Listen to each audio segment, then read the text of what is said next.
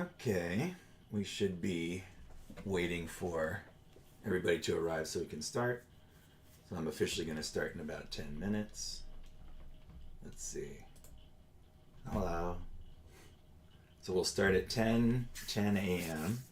And I'm just messing around making sure that I've got everything hooked up, that I can see everyone's work and that Maya's working and that I'm streaming properly. So if you're not hearing me or if I'm invisible or something, we'll find out soon and I'll fix those problems. But for now, we're just going to wait a little bit.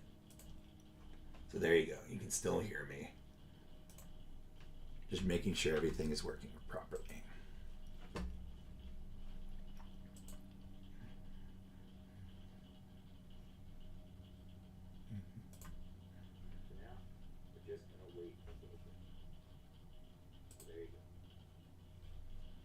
All right, I just checked the stream, so I could definitely hear myself. So that's good. Actually, I don't know why I would wait because it's just a recording anyway. So why don't we just go ahead and start looking at people's work. So I can have a little face cam up there, or I can hide that. I think I'm just gonna leave it for now. I'm trying to think where would be the least annoying place for that to live. Probably in the left-hand side or something. So let's see if I put that over there. Is that less annoying? Shrink it down just a little bit.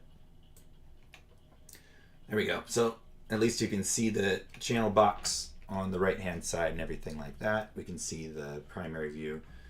But I've downloaded everybody's work so that I can look at it directly in Maya. That way I can use our blue pencil, or can I? Oh, my blue pencil is not showing right now. Oh, because I have don't show anything in my viewport, of course. There we go. So now I've got my blue pencil showing. That would be a little bit better. Can erase all that stuff out. Oh. Can clear. Yeah, clear that whole frame then. Okay, so this is Alejandra's. I can view the videos directly over in Google Drive. Of course, all of you guys who are my students know how to do that, but I'll just look at this stuff in Maya here because then it's a little bit easier to view interactively. So this was the assignment where we were all animating characters picking up or putting down objects with acting motivation for anybody who's watching this later on that doesn't know what's going on. So this was Alejandra's scene of stabbing a guy slightly off camera to the right and then realizing they've done something wrong and releasing the sword. Cool. So we've got some strong poses here of this anticipation before stabbing the guy, of actually doing the deed, right? And this reaction of, oh no, what have I done? But it's flowing a little bit stiff and clunky. So at least mechanically, we've got the character doing the right thing. Everything looks like it's hooked up properly. I'm just going to show the controllers really quick to see. So we've got forward kinematic controls there with our Norman rig. This is one of the female decorated Normans. We got lots of layers back here because of all the goons in the scene, but not really a problem. I can see that this sword is hooked up with a parent constraint because it's all green channels up there. And so stab, and it's the same object being left behind, so all of that is completely good. Nothing wrong with any of that. So let me hit play again. I'll go ahead and hide the nerves curves one more time. Okay, so it's kind of just blocking only is what it looks like to me. There's not really any nuance about how we're letting go of and returning back to this pose. It's like we've only got information here and we've only got information here, whereas that's not like how a human being would do something. Okay, so if we're gripping a sword that way, let me make sure that my pen actually works here. There we go. Oh, my pen is not, so maybe I have to use mouse to draw. Oh, right. Did I make everything hide again? No, it's showing. All right, so now I don't know why I'm not able to draw. Oh, because I've got the eraser on, that's why. Cork. Well, no, now I've got the brush on and it won't. Maybe that my pen is out of charge, so I just have to charge that. Give me 1 second. I'm looking for that. I'm gonna have to disappear under the desk for a second. Okay. There we go. All right, so I'll charge that, but for now I can just draw with the mouse instead. Anyway, as I was saying, when we've got this character who is stabbing and gripping on, like, this is fine, this pose itself, but when we release, we're just kind of drifting aimlessly back in this direction, right? Whereas an actual release would be to let go with some sort of, pantomime. So we'd be gripped on and we would sort of like pop back where we were doing a pose of like, oh no, what did I do? And then pull all the way back up into our standing pose. So I'm just not seeing any thought given to the transition between these poses. Let me turn on the curves once more just to see what kind of keys we've got. Yeah, that's sort of what I expected, is that there's really no information between frame 30 all the way up until frame 50. And we need to have something, like a proper character animation is not going to be just floating from this point directly over to this point. Although we have lots of keys in here in the stabbing, that doesn't seem necessary to have that many. I'm not sure why it's just like a solid wall of keyframes. So I want to look in the graph editor and just see. It looks like you're probably animating as if it was stop motion, like just setting a key on every single moment for every single attribute. That's what it kind of looks like to me, which is not typically necessary to animate something properly. I'm just going to grab one controller. Yeah, maybe it's not absolutely everything. I can see some gaps in there, but it's quite a lot of stuff where, there we go. The shoulder is more reasonable, where we've got a pose here at the start, one transitional pose, and then on 15, somewhere near the end, another pose. So if that is the way that you're working, Alejandra, I want to encourage you to try to work a little bit more pose to pose instead of this. So when I'm looking at the animation, like, I'm trying to think what's necessary for communicating this, right? So on the back end of the animation, I'm saying, well, you've got too few keyframes. And on the front part, I'm saying you've got way too many. So what's the sweet spot, right? The sweet spot would be, we have our pose, so here's our strong moment at 0. Here's our strong moment at, where do we arrive? Looks like we're like slow in to 20, and then we release. So we'll assume that the pose itself is on 20, and that we just want to slow into that, sinking the sword into the body, I guess. And then we want at least 1 or 2 more in the middle to control the transition. That's the sweet spot. So it would be about 3 or 4 in this action. When I look at the shoulder, we're a lot closer to that. So if I show the graph editor, right, for that, oh yeah, I can see we were probably on like default tangents, or there was a lot of copying and pasting going on, which creates this kind of strangeness in the graph editor.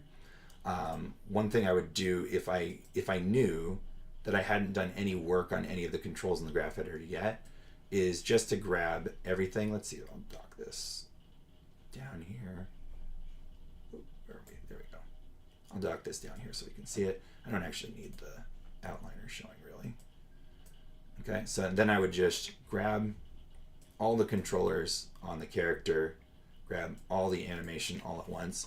And we could set it to, I like to use plateau tangents quite a lot, because they control the arrival to a stop position and the departure from a stop position in ease in, ease out. We could just do spline tangents, or we could do linear if we want no surprises at all. I'm going to just hit plateau and see what we get from that. It does look like the sword is doing something really strange as it arrives also.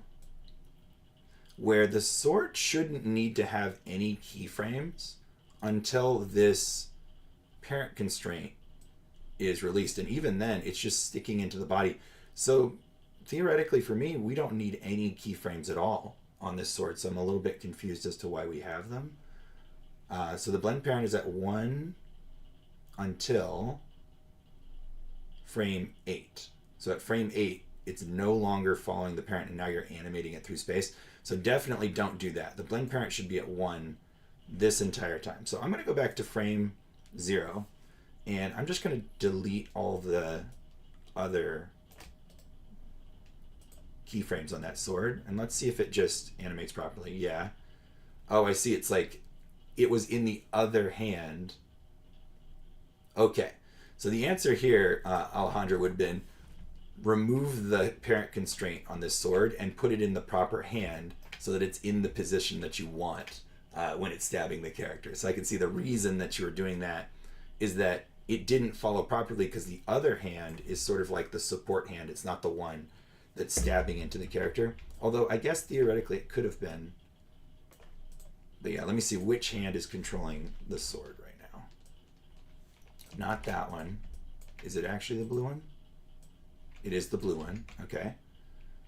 So then the blue hand would need to arrive in the stabbing position, but I can see like when I pose this, it doesn't look anything like we would want properly, or maybe something more like this, like a knuckles down, thumb on top kind of stabbing position would be a good pose for this stabbing position. So let me undo a little bit. So we got to think this stuff through. We don't need to make the parent constraint here at the very start of the animation. We can make it at the moment of stabbing because that's the critical storytelling moment in this scene anyway. And we want to make sure that everything works out properly. So what I'm going to do is I'm going to repose this hand down to something what I think would be a little bit better for like a sword stabbing. So like a knuckles down, right, oriented towards the character's body when we're actually aiming at his crotch. But luckily we don't see that from this position, so it doesn't really matter. But I'm just going to get that hand right. And I'm going to remove the parent constraint on this object. So we can do that with edit, delete by type constraints. So now this object doesn't have any constraints at all. Oh, weird. I wonder if you made this or if I made this, because that pivot point is in a really strange position up there. I'm just going to zero all of these transforms out real quick. Oh, it's like modeled at an angle too. So let's when we set up an object, I'm just going to pop into a orthographic view. Let's see which one. I guess this one. I just can't see very well. There we go. So I'm going to pop into an orthographic view and flatten this sword out real fast. Just like that.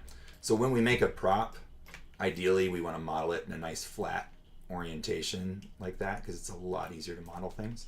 And then we can freeze all the transformations and we can delete the history as two of the good steps that we want to do with modeling. We can also then move the pivot point. I use insert for move, but I think you can hold down D as well and put it somewhere that would make sense for the character or for the object's function.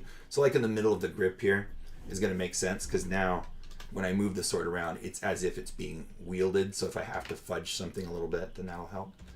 Okay, so then let me pop back into a camera view. Oh, I've messed all my panels up really weirdly. We'll just use perspective, I guess. Okay, so we're back out here. So we're at the moment, we're on frame 20, where we want the animation to be taking place, and I've posed my hand. So now I'm going to put my object in the character's hand. Okay. Remember, you can use F to focus on things when you're flying around the scene. It helps a lot. And so I'm going to look really carefully at my hand to see, have I lined this up in the hand properly? No. I would have to rotate this way to get it along the palm. The fingers are less important because we can always repose the fingers. The palm and the character's or the object's relationship to the palm is the most important thing. So I want to like stick it in the webbing of the hand there and then make sure that it's not penetrating through the geometry of the palm or anything like that. So here at this point, my sword's at a weird angle. We could always change the translation space of an object to make it a little bit easier to pose. So if I hold down the manipulator key, so these over here would be W, E, and R, right, for translate, rotate, and scale. If I hold down W and I hold down left click, I can change this from being world to object space. And that lets me slide my sword forward and backward, left and right, and up and down now, which is a lot easier for adjusting this in the hand. Okay, you don't want to leave that space like that because it's really inconvenient for other things. But now at least from what was approximately your camera view, it looks like it's lined up. Now you're posing your character in a double-handed sword strike. So I'm going to slide this way up near the cross guard to leave room for the rest of the grip as well down here. And we'll move the other hand down here.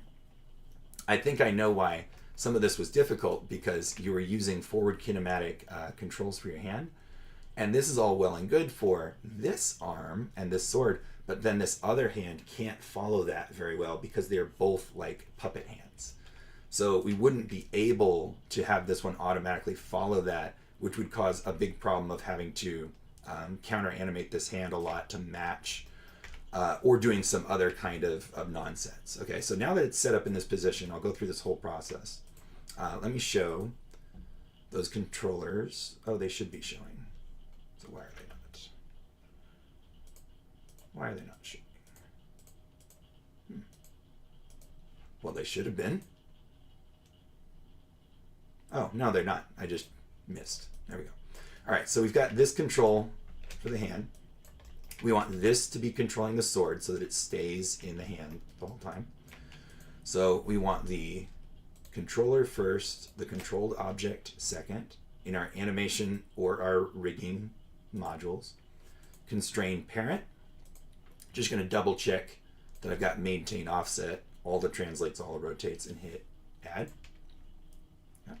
So now when the animation plays, I can wiggle this to check, but also you already have animation in this scene, so we can just play back what's happening and see that the sword sticks into the hand the whole time. Okay, so now in frame 20 it looks correct because I changed the pose. On the rest of them, they look correct for what you had posed before, but it is sticking in the hand the whole time. So then a part of our process that we talked about in class for constraints is we can just add a key right now to this sword. Just hit S, and then it will key its position in space, and it'll send the blend parent to 0, meaning that it's going to stay in space now, but I could turn that switch back on to have it follow for the rest of the time. So if she's still gripping and driving it into the body at this point, I could turn that back to 1 and leave it in her hands for whatever frame is the moment she lets go. But it looks like I might have inadvertently grabbed the moment that she lets go on frame 20. So that's good. That means all of this is correct. I'm going to go back 1 frame and change the blend parent to 1 for 100%. And so now it will ignore all of its translates and just follow the hand. So at 19, it's gripping. At 20, she lets go. And that's how we would properly set that up, okay? At least for the controlling hand, okay? And of course the pose is wrong because I changed it. That was my bad, not yours. But if I start deleting some of these poses on that wrist, like, yeah, I think we don't need this set, then it should look even more correct now because I've gotten rid of the extra keys that we didn't need since I've changed this one. All right, for this other hand then, we've got this forward kinematic control, and that's not going to work for the animation that we're doing. What we need to do is we need to change the controls for that arm. So we need Viz Control down here on the Norman rigs to see the extra channels. For the extra for that arm, we need to change the FK-IK switch to be on the IK side instead. And I like to enable stretchy as well, just because it's a little bit more forgiving. So now it's this controller that is the one that is controlling her hand throughout space. This does get rid of all the animation you had on that arm, but I think that since that animation was just meant to match it to the hilt anyway, we're not going to be losing too much progress by doing that. So now I'm going to move it back down and line it up with the hilt, again on frame 20 where I had made the constraint in the first place. So we're going to rotate around, try to get it nice and lined up. It's a little bit difficult. Also remember that the pole vectors for the arm, I'm going to change my space back to world because it's getting a little bit annoying. The pole vectors for the arms that control the elbows are located here behind the shoulders every time on the Norman rigs. I'm not sure why they parked them there, but I always just like to pull them out to somewhere a little bit more sensical like that. So we've got the elbow off to the side. And then also remember, one of my pet peeves for animating arms is that you must use the shoulders. And in this case, she's lunging forward, reaching forward. So those shoulders, right, would both be activated forward. This one, unfortunately, moves the whole arm. You know what? I'm not sure. Oh, did I do this on the wrong frame? Yeah, okay. I was confused about why the sword wasn't going long, but it's because the constraint was turned off by that frame. So now here we have the sword properly moving because the shoulder is moving. And it would work for any of these other joints so long as the constraint is turned on. All right, but we're on frame 20 here. So try to activate those shoulders, right, whenever we're reaching, because they have mobility. Make sure the pole vector is in place here. And we're going to get this hand lined up in a way that looks like it is also gripping. So the little thumb webbing, like I'd said before, is the most important part. We could always change the rest of the hand's grip. I'm going to slide that up fairly close to the other hand, something like that. It looks like the size is a little bit small on that sword hilt for her hands. That's another thing when we're making props for our characters. Model it near to the hands or the head or whatever part of the body that we're using and size it properly to the character so that we're sure that it's going to interact properly.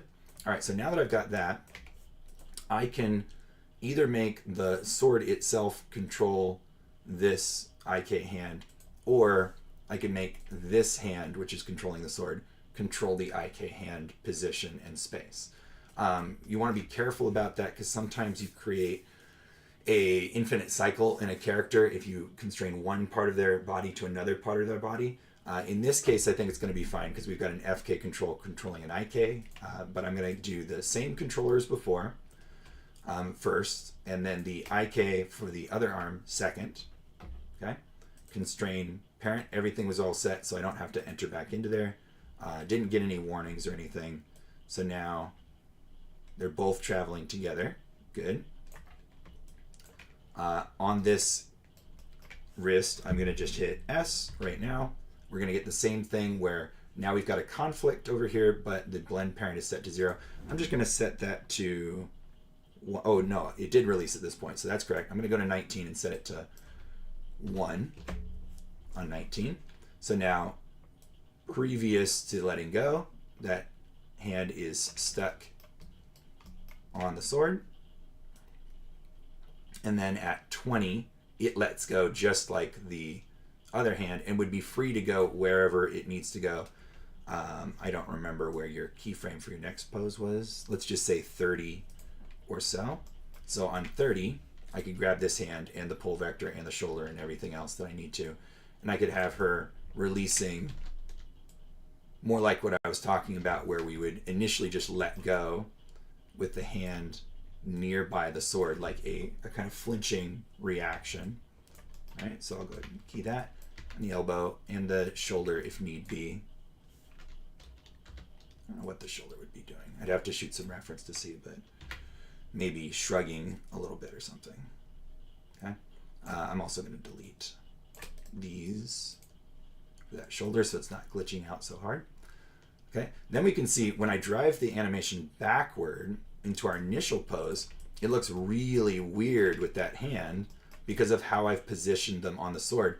But I know now that I'm doing the proper grip on that sword, so probably what I need to do is move everything into a different position so it doesn't look like the arm and the shoulder and everything is all crunched up together. So I'm going to take this hand, because that's the one driving the sword and the IK hand, right? And I'm going to rotate it a little bit to try to get it in a better position. So something like at least that, we're going past our own body.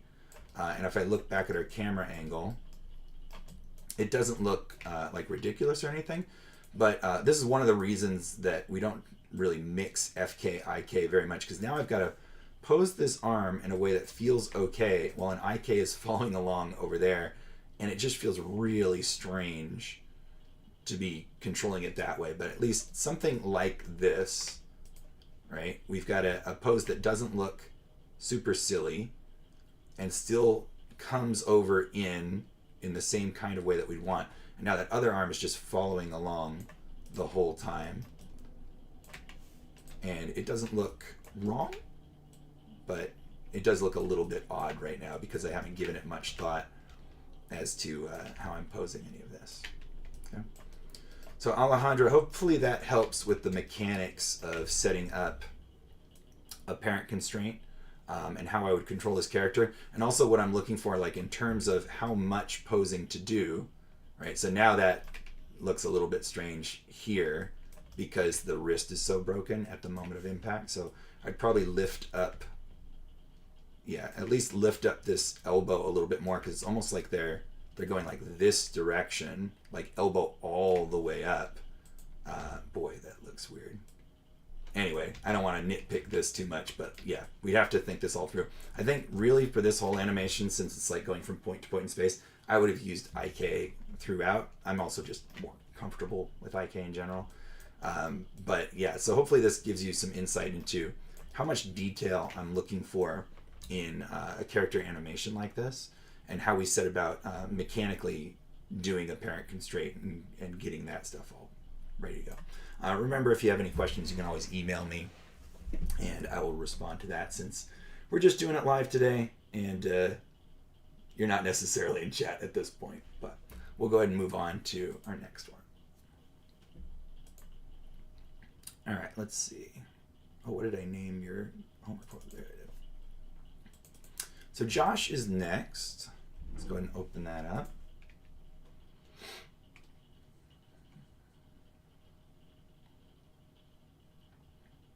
Okay, so we're looking for the scout rig. Now I'm on my home computer, so I got to make sure that I remember where I saved everything for myself. I think I did. Yeah, there we go. So the scout rig. Oh no. It's going to take me a second to find all this stuff. Let's see.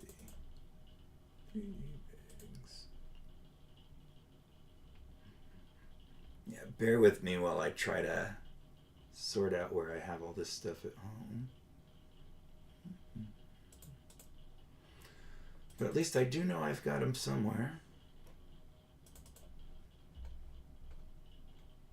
TF2 rigs. You know what? I could always just download them from the server, and that's probably going to be a bit quicker if I just go ahead and do that. But actually, so I downloaded... Josh, you were supposed to reference and drop that into the folder, and you didn't. But I guess I never really say that, like drop your own reference in the folder, so you don't have to. But it's really nice to do, because then when you download, it always works right away, and we're not searching and trying to find something like I am now. So I'm going to go ahead and download. Let me just download the whole TF2 folder for good measure here. Just doing this on my other screen right now. Sorry if you can't see what I'm doing.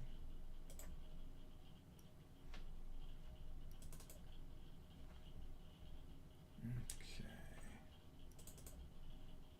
There we go. Okay. I'm just going to drop that into that hand folder. Okay, so now should be able to find the scout rig right there. Okay, so we got a camera, but I don't see anything in the camera view, and we've got a perspective. I'm thinking something has gone wrong. Let me view the reference editor. Yep, so he's there. So you can sometimes check, uncheck, and recheck this. Why do you need? Oh, because I didn't make it permanent. I see. Okay. Let's rehook this up one more time. was Scout, right? Dagger reference is the name of it. Oh, Dagger reference in Scout rig. I see. Crap.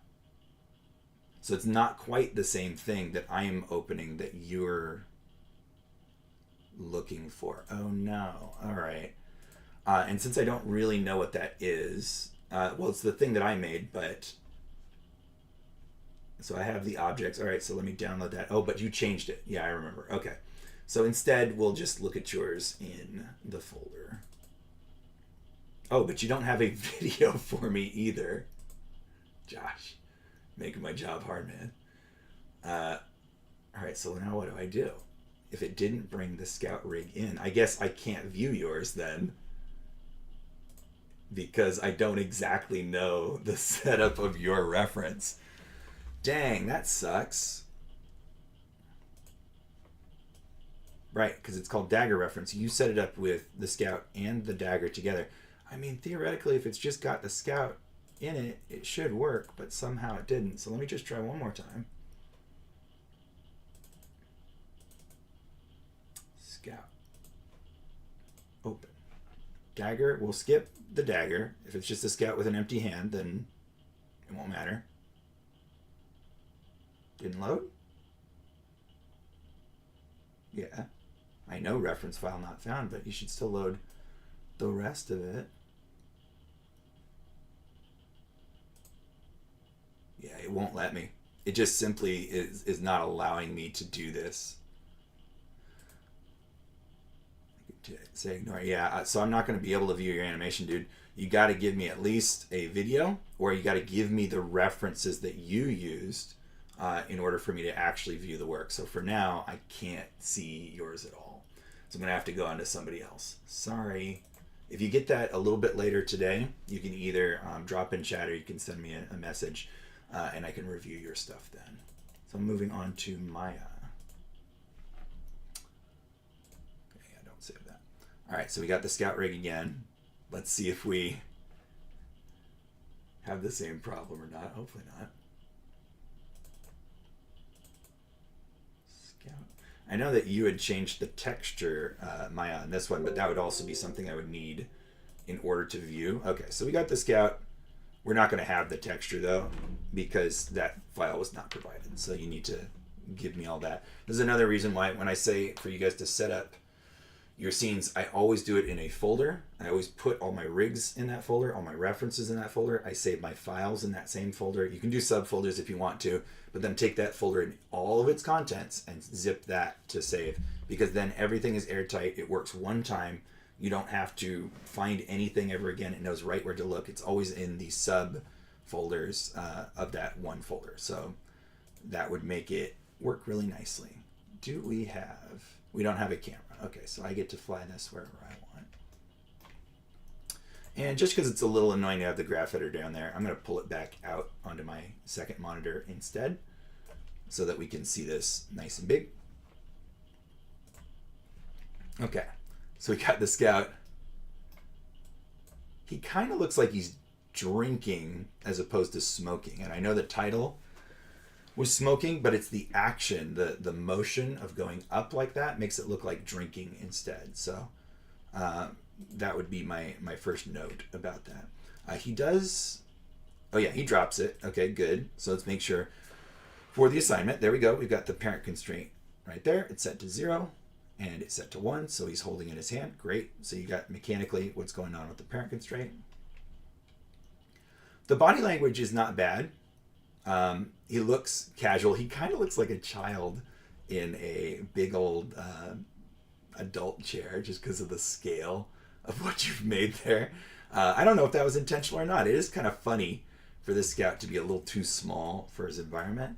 I just don't know if you wanted it to come off that way or not. Okay, so let's keep watching. So here we are casually in this chair. I would pose this hip area a little bit more than that.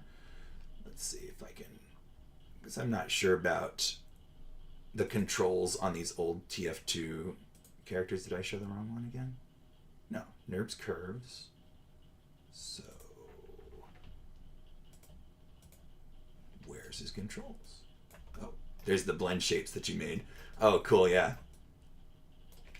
That one's funny. The blend shapes you made for his face. I actually didn't see the face changing.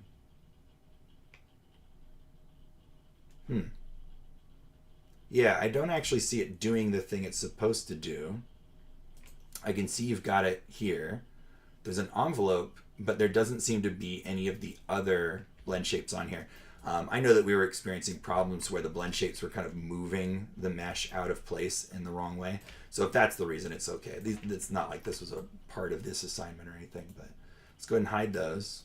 So I see the Scout's shoulder controls, but I don't see any of his other controls. So what are we doing? I'm going to just show all. Okay, well, it must have been something that I hid that I wasn't able to see. So now I can at least see all the controllers on him. So you've also got forward kinematic controls for the Scout's arms, it looks like. And I don't know if there was a different option for them, but I feel like there was. Let's see. Yes, okay, so down in the very bottom circle controller down here, we've got the arm and leg IK, FK controls, as well as the spine. And since your scene is a character leaning on a chair, I would strongly recommend using the IK control instead, because then when the character moves around, we're not getting this little floating problem of the arm sort of penetrating into the arm and not quite. It'll just stick in position and it's a lot easier. Okay, similar to how the legs have always worked, where they just stick into position. So keep that in mind. It's not really a big deal for this one, but it's enough of a concern that I would definitely change the control scheme for that. Okay, so shoulder, clearly broken here because clavicle is not far enough up and the shoulder joint is not far enough down. Okay, so the reason that's happening is that you're reaching up very, very high, right? And the clavicle area has not done anything, so I'm going to undo back here. So you're doing all of the bend in the actual, right, which one's that? Humerus joint that's attaching to the shoulder, and that's not correct. Like anatomically, that's not how it works. It could also be that the weight painting on these old rigs is kind of bad, but I can definitely see that this shoulder is not doing enough compared to what this bone here is doing. So if I bend that down to what would be reasonable, like this kind of angle, and then bend this up to achieve the kind of height that you wanted, those two things together make it feel less broken, maybe not entirely unbroken, but less broken than it was at least. Okay, so keep that in mind. I'm going to put it back to what you had though, so we're not completely changing everything. All right, I was mentioning earlier how it looks like he's drinking rather than smoking. Okay. This is actually another good reason to use the IK controls, because we could hit that target on the lips more easily than with a forward kinematic. So he brings this up and then is like gradually tilting back and tilting back. That says to me like liquid, like I'm drinking glug, glug, glug, glug, glug, liquid. With smoking, I would say it would be more like a moving backward like this without, can I go sideways? I would be like moving backwards like this, right? Rather than tilting backward like that, to give a kind of smoking, like dragging on a cigarette kind of thing. So you'd start maybe a little further forward and go out like this, would be kind of the pantomime that I'd be looking for. You also want to choose your camera angle for that sort of thing, because the default was over here, right? Maybe kind of looking down. I don't know where you intended, but you got to create a camera perspective, create the camera, and set it so that we know where our shot is supposed to be from. But your hand is completely in the character's face in this position, and that doesn't help us to understand what's going on at all, right? So rotating over in this direction would probably be my preferred, because now we've got a kind of profile view of him looking at the thing. He could hold it a little bit higher to get it up in this negative space, maybe bring our camera down a little bit. So we've got all that space to play with to do the acting. Then we've got this potential really nice silhouette shot where we can see very clearly what's going on. Cough, cough, cough, throw the thing down on the table and it's still visible over there. And we've got no problems, right? Maybe only this pose would have to change a little bit because now the arm is completely backward and we can't see what's going on. So we could move over here just a little bit and it's all still pretty visible. So hopefully you intended something like this for your camera's framing, because that would help a lot. Okay. The acting and stuff, I like the acting in this shot. I think that it feels realistic enough. I understand it's body mechanic stuff that's mostly suffering, and that's kind of expected because we've just moved into full body characters where it's a little tough to get that stuff to flow nicely. But your spine, neck, and head stuff, I like that. I like how that's working. Yeah, the coughing, it feels like coughing. It feels violent. It's maybe a little bit sharp and crispy. We need to do some stuff in the graph editor to smooth that out a little bit, to polish it up so it doesn't feel kind of like he's breaking his spine by coughing. But I do like that acting. That seems pretty nice to me. I love the finger posing that you're doing on the cigarette. So you start it closed off and then he progresses to that. That feels pretty good. I like that. I don't see enough when he throws it down with the fingers. So he just kind of lets go and he's still kind of doing this with his fingers, but have him like, throw and twist his hands, drop it like this maybe onto the thing, or flick it would be another way to go. Although flicking would send it off screen maybe. Something a little bit more acting centric for that hand when he's dropping it over there. This other arm, so the choice of lean on the chair, great. The choice of grip the lungs, grip the stomach and the lungs, that's great too. I'm trying to see, does he slap the chair leg? It looks like maybe he does, or maybe you're just getting around the chair leg. But yeah, like slap the chair leg, that's also a nice good acting beat. It would also, of course, with the IK control be easier to achieve grabbing the body. I don't know, actually maybe it wouldn't be easier to grab the body, but yeah, it looks like he kind of goes a little too far, like he goes all the way around to like the opposite rib, which I don't know if that feels quite right. I think I would just keep the hand like in the stomach, sternum area instead of going all the way to the opposite side. Would the close side make any sense? The close side would sort of make sense if you flip the hand over to like grip. That would also be okay. But yeah, I mean, I like the acting really. And the fact that you got the legs into it a little bit is good. If we're intended to see the entire character, we'd need a lot more legs. If we're not, and we're only meant to see knees, then you're almost there with the legs. We might just need a little bit more shuffling to feel like the legs are still alive. It does feel like he's really sunken down into this chair. I mentioned earlier when I was struggling to find the controls that I felt a little bit weird in this seating position. It doesn't look like he's sitting on his actual butt.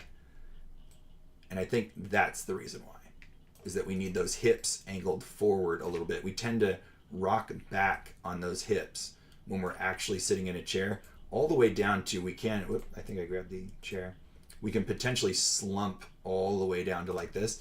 Now I've broken the spine by doing that, right? So the spine has to line up with it, but this kind of angle and sitting, right? It feels a lot more like I've really like lounged him now by doing that. But now going all the way back to none, you can see it looks like how he's, I don't know, he's pooping himself or something, or he's got like some pain in his hips or something. Just lean that back a little bit to make it more casual. Again, the scale of things looks too big. If that was part of the plan, fine. If it wasn't part of the plan, when you pose your character and have your initial block of an object, we can continue adjusting that object for size to make everything work. You may have been fighting with the idea of like, he's got this backpack on, so he's got to sit down with this backpack. I know that these characters, you didn't get to choose what their props and stuff were. So if we just like take the vertexes of this chair And make sure I'm getting everything. Yeah, so I can grab all those vertices. And I just push this forward so that we're kind of, oh, I didn't get them all. How did I not get them all? Vertexes. Grab. There more in there? Oh, there are. Huh. That's really weird how it's like doing its selection right now. Oh, I've got like backface calling on that's stopping it from seeing that, I think. Do I?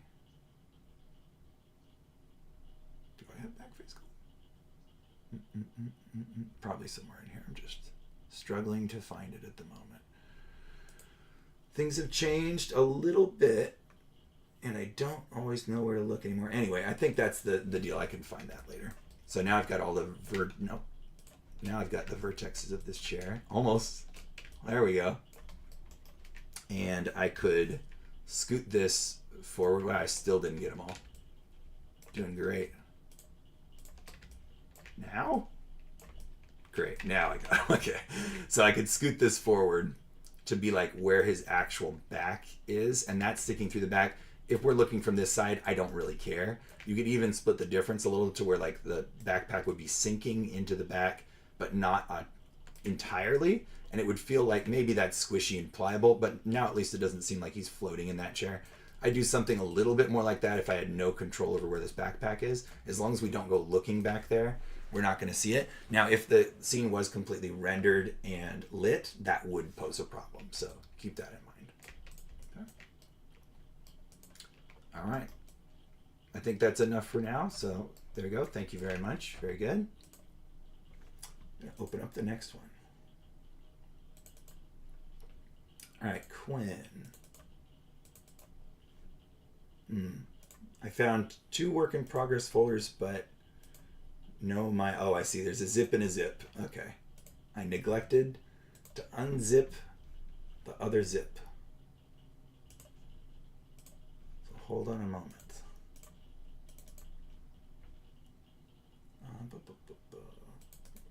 Not Maya. Quinn.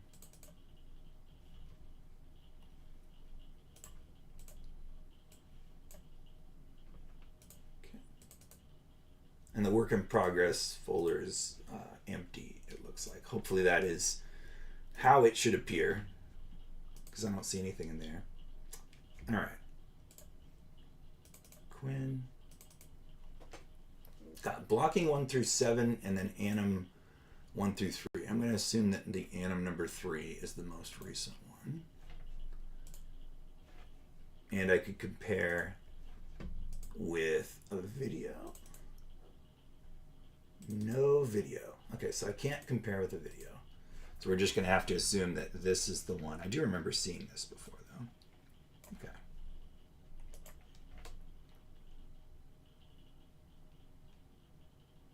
Okay. Yeah, so we've got the photograph, is what this was, being handed off from one hand to the other. Good. Looking kind of drunk and kind of disoriented. I don't know where the scene is supposed to end, but it looks like we're hanging on way too long. Probably supposed to end around 100 is what it looks like. So let me, there we go, make that play back in this range. Okay. And I don't remember what the character is saying, but I did talk it out with Quinn and made sure, and all the acting still feels pretty great, actually. Cool. Okay. So then mechanically, let me just check. We've got the photograph itself being controlled with parent constraints. They're actually down here.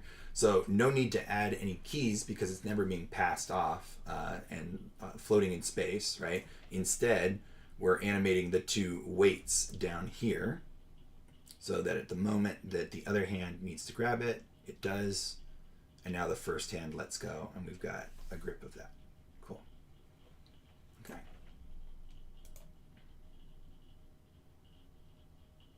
So I feel like the only thing that's missing for me is like little details in the animation, like nuances of like flares of fingers and things like that, or the finger anticipating grabbing the photograph would be another thing. So when a character is talking like this and their hand is moving around, I would expect not like a slow, fluid grabbing, but more like gestures and little flicks of fingers followed by the action of like grabbing. And so I'm looking at this red hand thinking that it should probably be doing some more stuff, like a little bit more active things.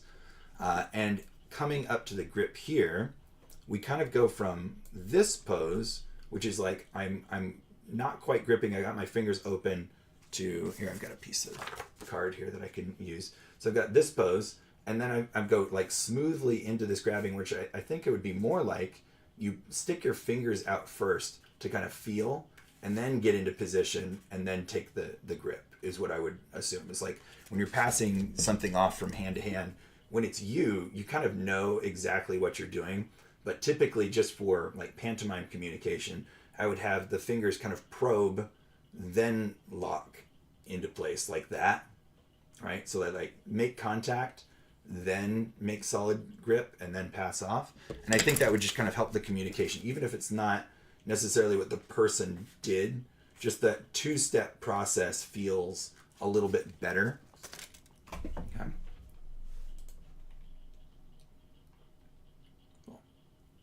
Also, you could gesture a little bit with this hand, the blue hand that's holding it.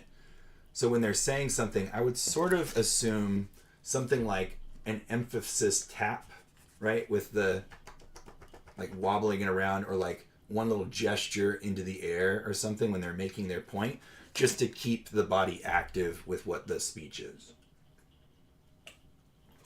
Again, I don't remember what the speech was, and I know they were drunk. And drunk will make someone a little bit more fluid, a little slower, and less active. So I'm just nitpicking this stuff because it's a good scene. It's nice and solid, especially since this is one of the first acting and pantomime assignments that we've had in this class so far. Definitely starting out strong. And I'm just giving you a little bit of extra to plus it as we move forward into more acting shots. Loving the neck, head, mouth acting, especially that little downward emphasis with whatever they're saying there. That feels really good, like they're making a strong point, and I can kind of feel that the body is tied into that as well. Yep. So really liking that. Let me see if there's anything mechanically that I want to point out. I'm going to just use the perspective instead. Everything looks okay. I was trying to decide if we had a little minor gimbal lock on this wrist as it pulled away, but I don't think so. I think that's just what was posed with it. I don't see any problem there. Yeah, this one, especially when it's off camera over here, is feeling kind of weird. I would try to avoid doing anything that feels that strange, even when it's off camera, just because it tends to make things feel a little bit less legit. I can definitely see you're playing to camera here, which is good to do, but just be careful. In 3D animation, it's a little bit more apparent when things are weird once we render and light things. So try to look at it from other angles and don't quite play to camera this strongly, but you're definitely within the realm of reason here. Yeah, awesome. No, I like it a lot. Very good. Thank you. Okay. Who is next? So we got Seth is next. We're looking for Sniper. And I have the default one, and I know that you textured it, but I would need all of that in the same folder to be able to view your texture. Where did I put it? Oh, there we go. Sorry, I was struggling to find where I had saved the rig. I think you had also tried to put blend shapes. Oh wait, there are blend shapes. Oh, so you might have done this after referencing, so they're still in your scene. That's interesting. So typically, if we were going to change a rig, we would save a new rig file to do all our changes and reference that. So it'd be like a chain of, we're referencing this modified Sniper rig, this modified Sniper rig's modifying the original one, or we'd make a copy or something. But this is fine for our assignment. I'm not saying you did anything wrong. I just saying like this surprised me a little bit that that it still worked properly. That's so funny. Okay, so let's go ahead and play this.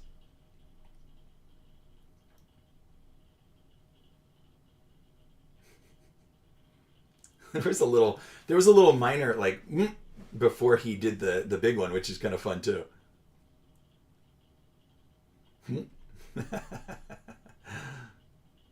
Cool. I think it's pretty clear what he's thinking from the circumstances. So acting wise, I think we're right on track here.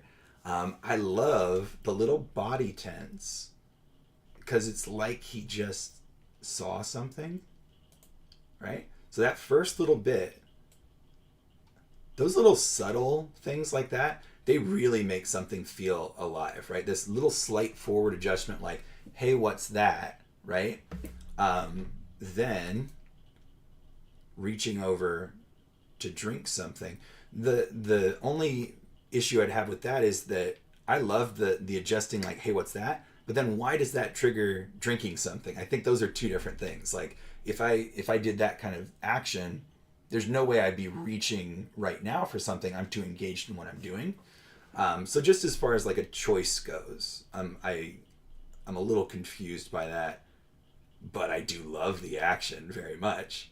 It looks like we kind of jumped into, I thought it was my playback, but it looks like we're in stepped blocking over here, right? Because that hand is teleporting around at some point, so you might have not quite gotten everything.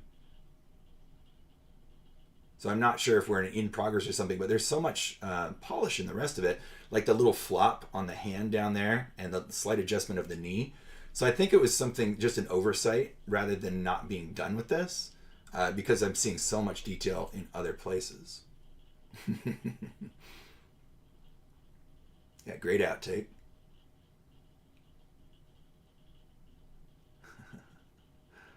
Very good. I'm feeling like when he lifts up the jug, right? He's got this jug in his hand. Fingers feel okay.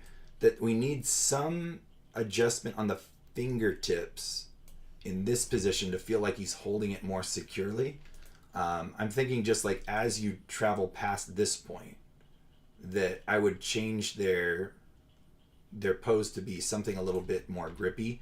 So like these up, these down, this showing pressure, like for the last three fingers or something, just to show that there was kind of like a holding on as the weight shifted in the fingers. That would be another nice detail to kind of make it feel a little bit more real and alive. But you're already doing so much here that's clearly just a nitpick. Very cool. I'm going to quickly look if there was a video provided for yours, because I'd like to see it all together. Yes, there is. I'm going to loop that. Here, I'll play that for you guys as well, although you all have access to the server so that you can view it, but just for posterity.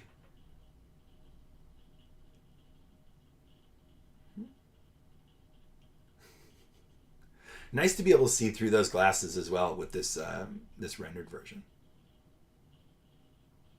There was one moment where his hand going to the neck of the jar clearly passed through geometry. It's that same little section, really. But I could clearly see the interpenetrating geometry there. Normally we don't care if it's something squishy or if it's just momentary, but that one stuck out to me. I actually noticed it. So watch out for that. Very good. All right. Looks great, man. Very good. Love it. Good job. All right, let me see the next one. Okay, that was Seth. So Levi.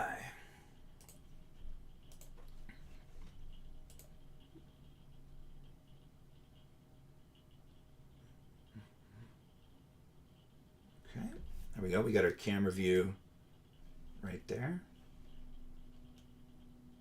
What is it loading there?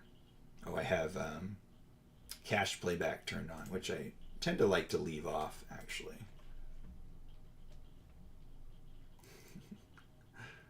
Very, very cartoony, exaggerated pantomime. Very fun. All right. So relevant to what I was saying about Seth, I did see his face kind of like smashing through the table right here as well. Be careful about that. Like the jaw is a hard, bony protuberance. It's not a soft thing. So if you dig that through something, it tends to really stand out as not being possible. If you want this pose to get down to a face down pose, instead of going straight through like that, take a side route this way where the squishy parts of our face can mold themselves into the table, and that won't feel so wrong. Okay, so just take like a side route there.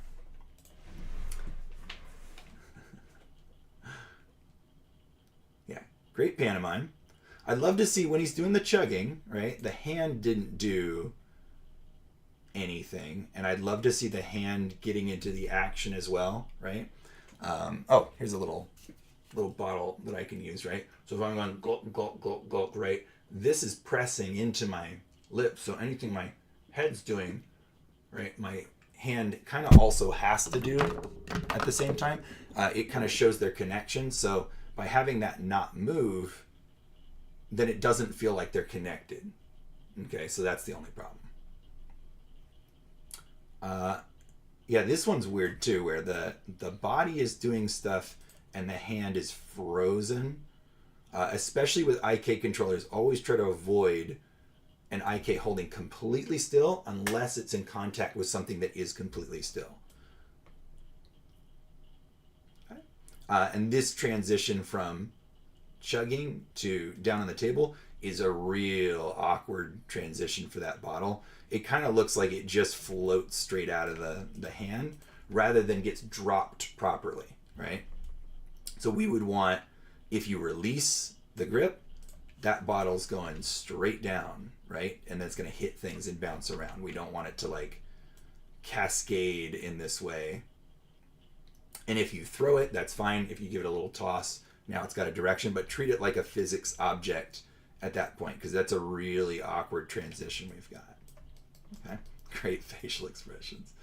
Oh boy, Goon is really suffering. I mean, the problem is like Goon is such a low poly character that there's nothing we can do about some of that stuff. I wonder if so if I turn off R on the proxy geo, grab his head and hit 3, it helps a little. We can do it for his teeth. Yeah, the tongue is definitely just kind of sticking through though. Okay, so at least for his face, we can turn on the smoother version of his display.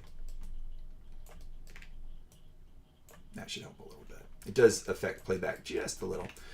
Yeah, great thinking, pantomiming, looking around, sneaky, sneaky. I'm going to get this thing. We talked about it being really, really big and exaggerated, but it's fun. Okay, so the bottle, yep, it does have a constraint that gets turned on. Now I see it jump into the hand, and that's actually visible in the playback. So we want to make sure that that gets turned on the moment you actually want it to be in the hand and taken away. Otherwise, we get this little like twitch or something. And it's pretty visible right there that it was happening. Yeah, so that's right where we went from 0 to 1.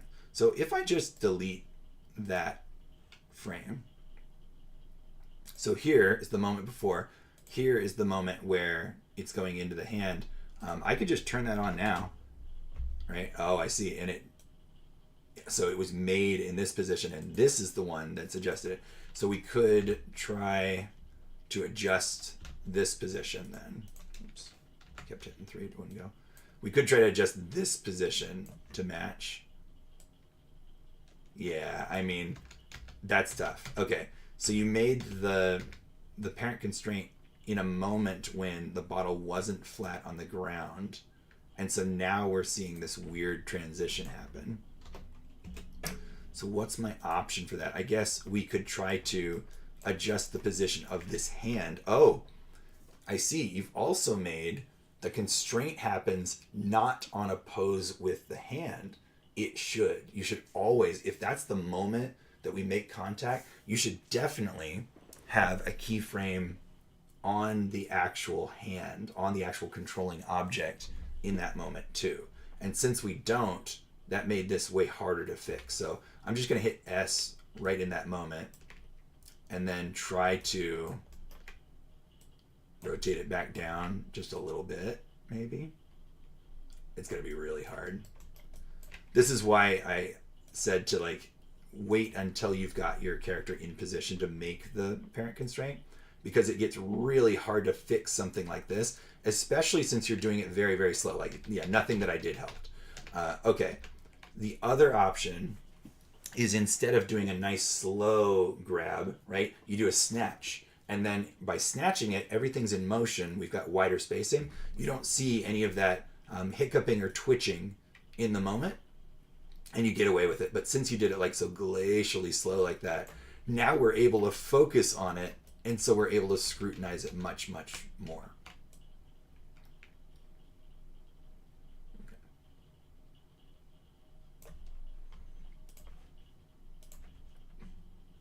So glug, glug, glug, we talked about that. Okay. Picking it up.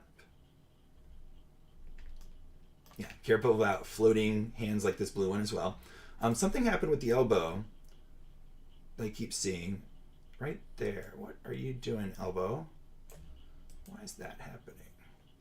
This thing, oh, yeah, it just rapidly jumped in place. So you've got 2 keyframes on your elbow, 1 frame apart, and it's causing a glitch. So if you needed this one on 216, just delete the one on 215 so that we don't do that. So now wherever it was and came to, we're gradually moving there rather than just teleporting into place. So that was causing a glitch.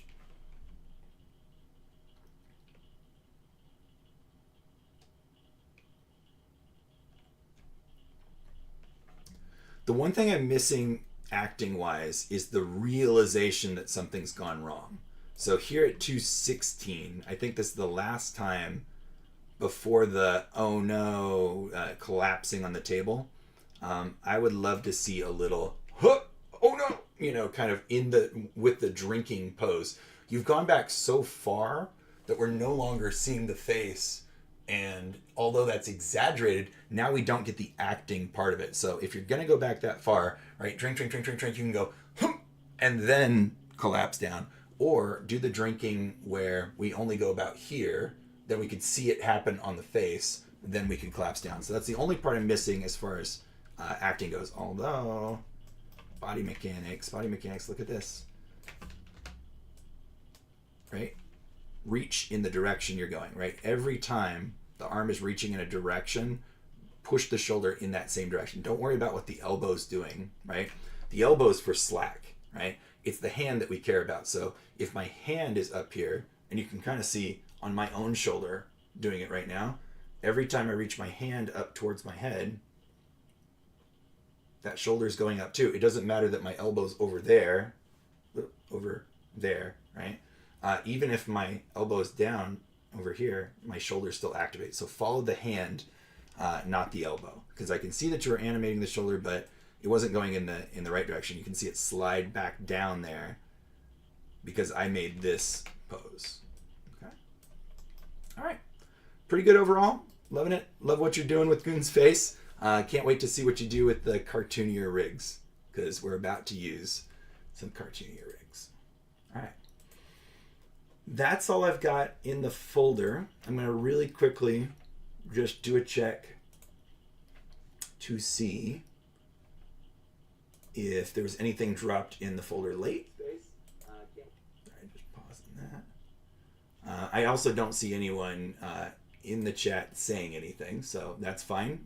You don't have to be in the chat right now, but just want to make sure that I'm not ignoring anyone. Let me take a look in the folder. Feel free to drop questions in there if you are watching live, and I'll see them eventually. I have it open on my other screen. I'm going to just double check Josh's. Yeah, it's still just the same one that I opened. So we're going to assume that that's it for what's in the folder. Okay. So instead then, let's talk about the assignment, because now we're doing a cartoony animation, which should be very fun. I've got 3 rigs in the resources folder. They're in the number 9 lip sync folder, actually. Mr. Buttons, Squirrely, and Willy. All the rigs that I provide to you guys are free open source rigs that you can find online. I just give you a big collection because it's a lot easier for me to know what to expect from those rigs, but there are many more. And if you ever find a Maya rig that you want to use, bring it in, show it to me. We can figure out what its abilities are, and that should help a lot. But also be fun and unique for you. There's also rigs that are not free that you can purchase all over the place. I mean, there's tons. You can find them oftentimes on Gumroad. Sometimes people, individual riggers have maybe a Patreon or something like that. All sorts of places where you can purchase things. But these 3 are good, high quality acting rigs. Here's the assignment. And then I'm going to go over what each one of the rigs does and how to control it. So using one of the provided cartoony rigs, animated exaggerated outtake or reaction, which would be impossible or improbable is okay for a normal person to perform. So we're talking about like a big spit take or a scream like where you're shaking in midair or peeling out to run away, that sort of thing, right? Have fun with it, exaggerate, go big, try to make it feel like it's possible with cartoon physics, but it's completely fine if it's not possible for a human being. Okay? Between 1 to 3 seconds, so it doesn't have to be very long. And remember that you can use Maya's blue pencil to draw directly in Maya because we come from, in LCAD, a traditional animation background. You might want to draw what you intend and then try to pose your character to that over top of your drawing. That would be part of your referencing for this. I understand that it's not possible to get good reference from a human being for a cartoony outtake, so that's not a requirement for this assignment, okay? You're still encouraged to get some kind of reference, like still frames from old cartoons or drawings that you've done or something like that, but it's not a requirement for this particular assignment. You only have to do the performance for this one. I'd love to see your reference, though, and what you're thinking, especially if it's your drawings, okay? I'm going to go ahead and open up the rigs so that we can take a look. I'm going to do a new blank scene, create reference, just like we always should do. And I have these on my desktop. And we'll start with Mr. Buttons. Mr. Buttons is very nice. Mr. Buttons comes with several different Maya files here, okay? Mr. Buttons Hands Lock, Mr. Buttons Spotlight, Swoosh, and Mr. Buttons. I don't quite know what these other ones are. I think they're like lit scenes. But one of the important things about him is that we've got this source images folder back here, and this contains the 2 textures that you need to make the rig look the way that it should, okay? So make sure to keep that folder intact inside this rig folder when you reference Mr. Buttons, and then if you hook up his textures and save your file, it should maintain that connection and you should be able to see a nice rendered cartoon character. This swoosh, by the way, is just like a cartoon black worm thing that you can distend. It's for like when you draw like swooping lines on a comic or a cartoon character. I don't really like it. I don't really use it, but it's very clever that they included it, so that's nice. So I'm going to open up this one, MrButtons.ma.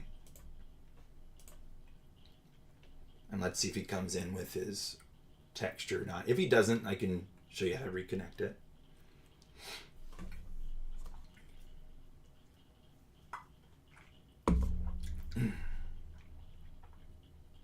Let's see. While that's loading, I'll check. Announcement.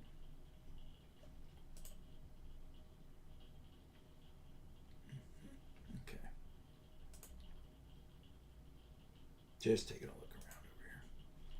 It is taking a long time for some reason to load him, which is suspicious, but it is still working.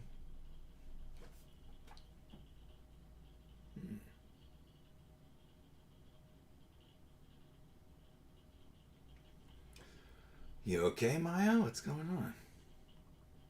I even opened this earlier today to make sure that it would work, and it was fine then as well.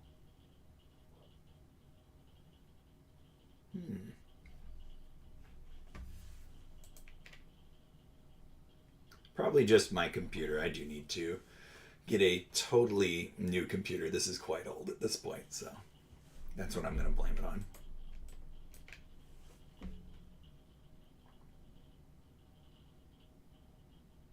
I guess I didn't do it earlier when I was also streaming at the same time, so that could definitely have something to do with it.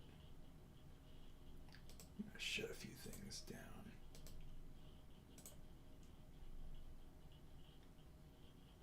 There, just to help a little bit. Wow. Taking an absolute age.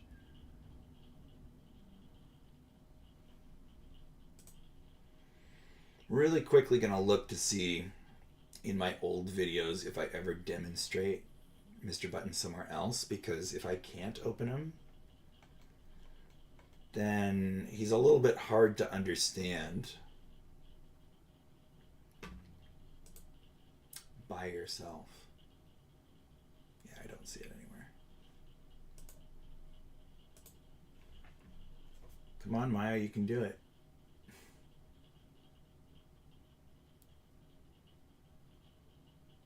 Oh, something happened. Is that what? He's so tiny. Huh. I didn't expect that. All right, well, there he is. Let's see. If I hit 6. Okay, so there aren't... Oh, there it is. Okay, it did load the textures as well. No idea why he came in as a little microscopic guy. There is a character size slider here. I think maybe my grid is just gigantic for no good reason at all. Yeah, what's going on with that?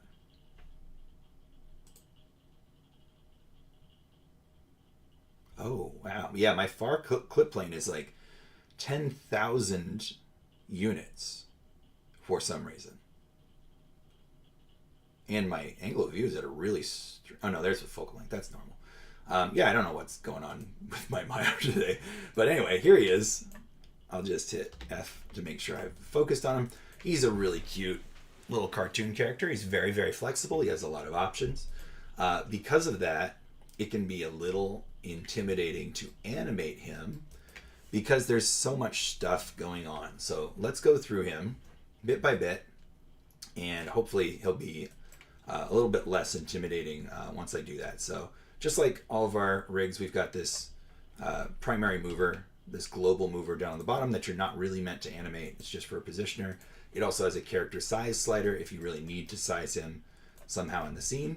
Okay. These little paw print shapes down on the bottom, those are our foot placers for our IKs. And I believe the purple triangles are options. So if you don't want to have IK legs, you can have forward kinematic legs instead by sliding that over. And now you can see we've got the more doll-like posers in the legs instead.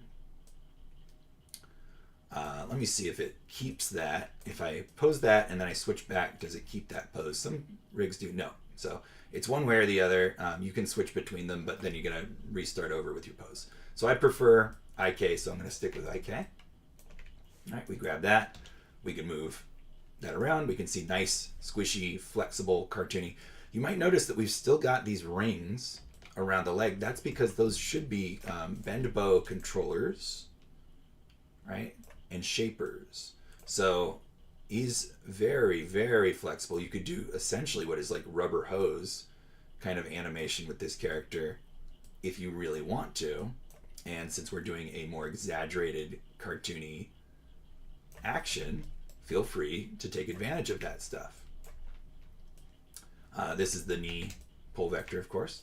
Right now, it looks like it's set into a follow the hip space.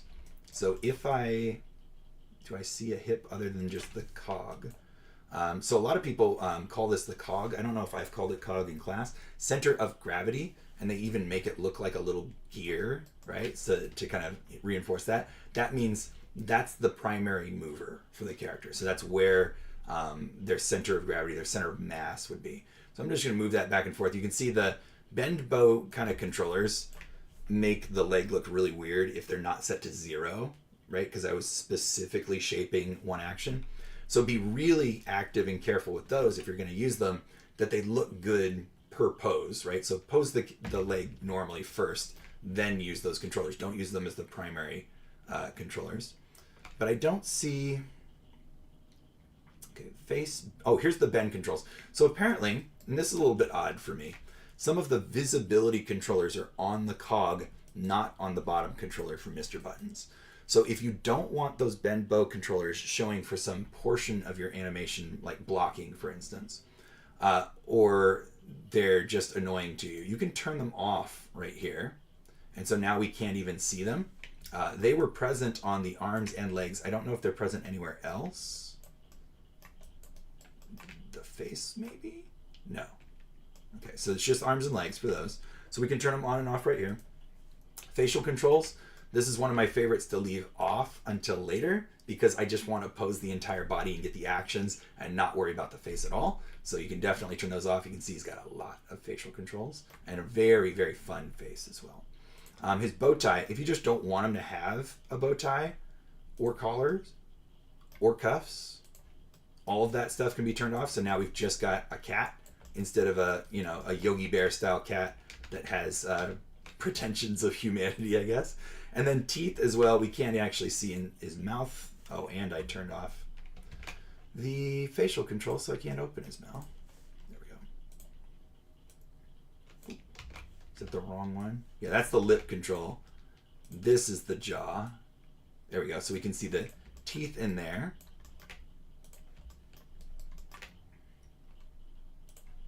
So we can turn off the teeth. I guess we can't turn off the tongue. But yeah, if you didn't want the teeth in there, I don't know why you wouldn't, because those are really great teeth. But yeah, if you don't want the teeth to be visible at all, you can turn those off as well. Okay. So I'm going to leave that stuff on for looking at the rig. But typically I would curate this a little bit more myself and not have absolutely everything showing during my animation process. Let me check really quick if he's got select sets. Oh, I should just do that over here. Yes, he's got a lot of them. Very good. Okay, so this whole set of objects here, these are quick select sets that we have. So we've got ones to select. If you I'm trying to think, like, is there a faster way than what I'm about to do? What I would normally do is I would just right click and do select set members, right? So everything that's a part of that selection, I just grabbed by doing that. But I believe there's an easier way. Is it control clicking or alt clicking or something? Yeah, I don't know the keyboard press, but we could look that up if we wanted to be able to select these a little bit faster. Or if you go to your empty custom shelf, I think we can middle mouse drag these onto the shelf. No? Or there's another way to do it. I'm forgetting. Well, there's a way to set these onto the shelf so that you have buttons that you can push instead of having to do these. Let's see, where are the sets here? I know they're in create, they're here. You can create a set, but where is it to just select a set in the menus? Oh, here they are, quick select sets. There they are.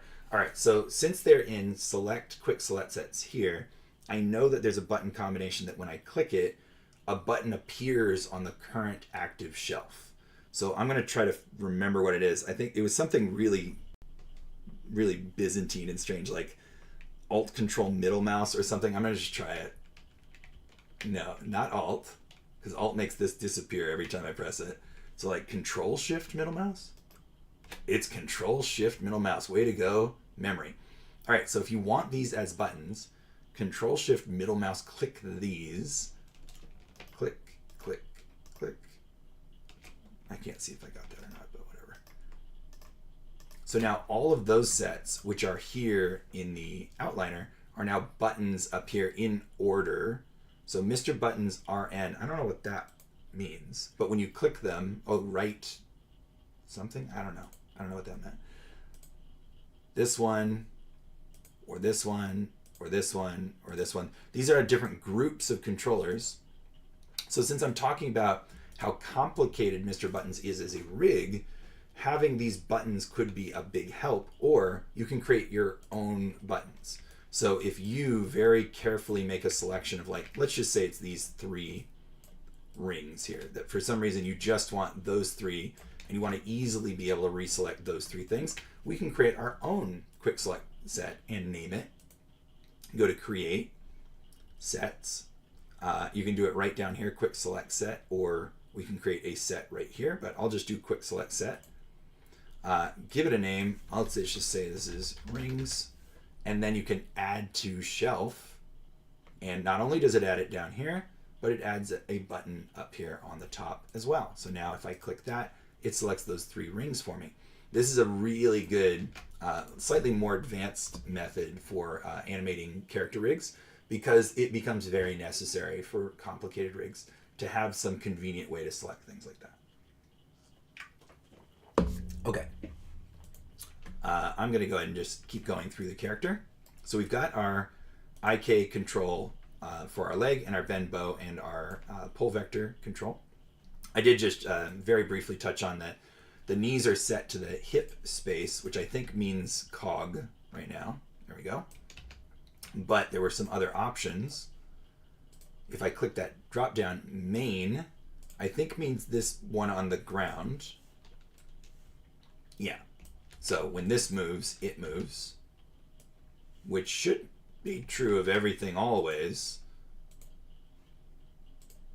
Unless they have a world one. No, I don't see a world one. Ankle. So instead of, oh, maybe hip meant this? Well, that's not doing anything right now because of the IK controls, but whatever. So, yeah, that blue knee is no longer moving with this. Now it should move with the foot instead, which I'm going to say typically I prefer this setting. If you think about it, wherever your foot is pointing, your knee typically needs to point in that direction as well to not look broken. And rare is the time that I want my knee to follow the hip instead of the toes. Much more likely I want it to follow the toes. So I usually use this setting when I've got the choice instead. You can always continue to animate this, right? So it's not like you can't move and pose your knee when you choose one of these follow spaces. It's just that would be the default motion that it would imply. So we got ankle, hip, ankle and hip together. So I guess we can share between the two. That's pretty cool as well. So here the ankle is moving and angling. But if I also move the hip, it's like sharing halfway between the two. That's pretty great. I could see using that as well. Sure, either one of those is completely fine. But just so you're aware, you have the option. Here in the foot, we've got our normal posing controls, as well as stretch, knee lock, foot tilt, all of the stuff that you would expect from a leg. I'm going to turn stretch off and then move the leg away, and you can see that it just kind of hyperextends, but it doesn't reach the foot control. If I turn that back onto 1, then of course we've got a squashy, stretchy leg instead. Okay, we've got a knee lock control in here, which means take the leg and move it to the knee controller. So if you wanted to have very stretchy, strange kind of distortions, right, including backward, then we can say we want the leg to reach the knee controller instead of point towards the knee controller. So right now it's just pointing towards. So until I get back into range, I'm not going to be able to bend that leg beyond what the bend bow controller was already doing. In fact, since that looks a little bit weird, let's use this unaffected leg for this. There we go. So it looks better if you are going to have stretchy, like very, very stretchy legs, to not have animated the bend bow controllers, because now we get a nice straight extension. I don't think we've got control over the thickness of the leg, like squashing and stretching. Yeah, there's no scale on these bend bows, and I don't see anywhere where that's available. Let me just really quickly look. There's leg scale. Maybe that's it. I don't know. Oh, that's just like the default length of the leg. So if you wanted to animate Mr. Buttons as a long-legged character, right, we could change that leg scale. So let me just type in like 2. So I've got an even number for both of these. And then move his cog upward. That did not do what I expected. I thought he was not going to stretch in this way. I was expecting the leg to unbend at some point. Well, that's pretty weird. Is it relevant to where the foot goes instead? No. Wow, I don't like that. Should I turn stretch off? Is that the problem? Oh, okay. Because stretch was turned on. Okay, so without stretch turned on, you can see how tall he's meant to be now, right? So the leg length has sort of doubled to where he actually flattens out like that. Okay, so yeah, you can have a much longer limbed character. So you could make like a basketball player version of Mr. Buttons with the arms and legs. But yeah, I don't know what's going on with the fact that the stretch, because the stretch is locked at 1 or 0, is not letting me just leave that on for like a stretchy leg. So be careful, I guess, if you're going to change the limb length. I didn't expect it to be that fiddly, really. Let's move it back. There we go. All right, still in the leg. Of course, we've got knee lock like we just said, and we've got foot tilt. So foot tilt is the left, right. Oh yeah, you can see he's got little paws down there. He's very cute. Foot tilt, it only goes to 90 degrees. Okay, but it's enough to get a little bit of extra animation. Ball, so rotating on the ball of the foot, and it's also got down. I always love down because you can do the kind of hanging off a cliff sort of things with that, but up as well and nice and squishy. Toe up and down, which is just the opposite of having it wiggle the toes. Ball swivel, always nice to have. And then heel ball, which is the walking part, right? So we did have ball up and down, which kind of did the same thing, but this is the one where you can tilt the heel and tilt the ball of the foot. Some rigs even have a angle where when it reaches it, it then transitions to toe rotation. But I actually don't see a toe pivot on this character, which is interesting. But I guess not super necessary for that part. All right, so those are the foot controls and leg controls. Pretty nice set of things. Let me move this down just a little bit. I wasn't able to figure out what these do. There's also a scale. I think it might be for FK only. So let's try that. I'm going to switch this to a FK leg and then move that around. And it has a scale. Okay. Is that scale affecting the foot? No, it is just the length of the leg. Okay. So yeah, if you had forward kinematic legs, you could control the length of the leg. I don't see the foot stretching out, so that's interesting.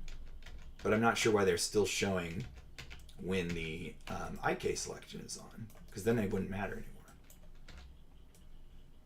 All right, well, whatever. Maybe just an error in the rig or something.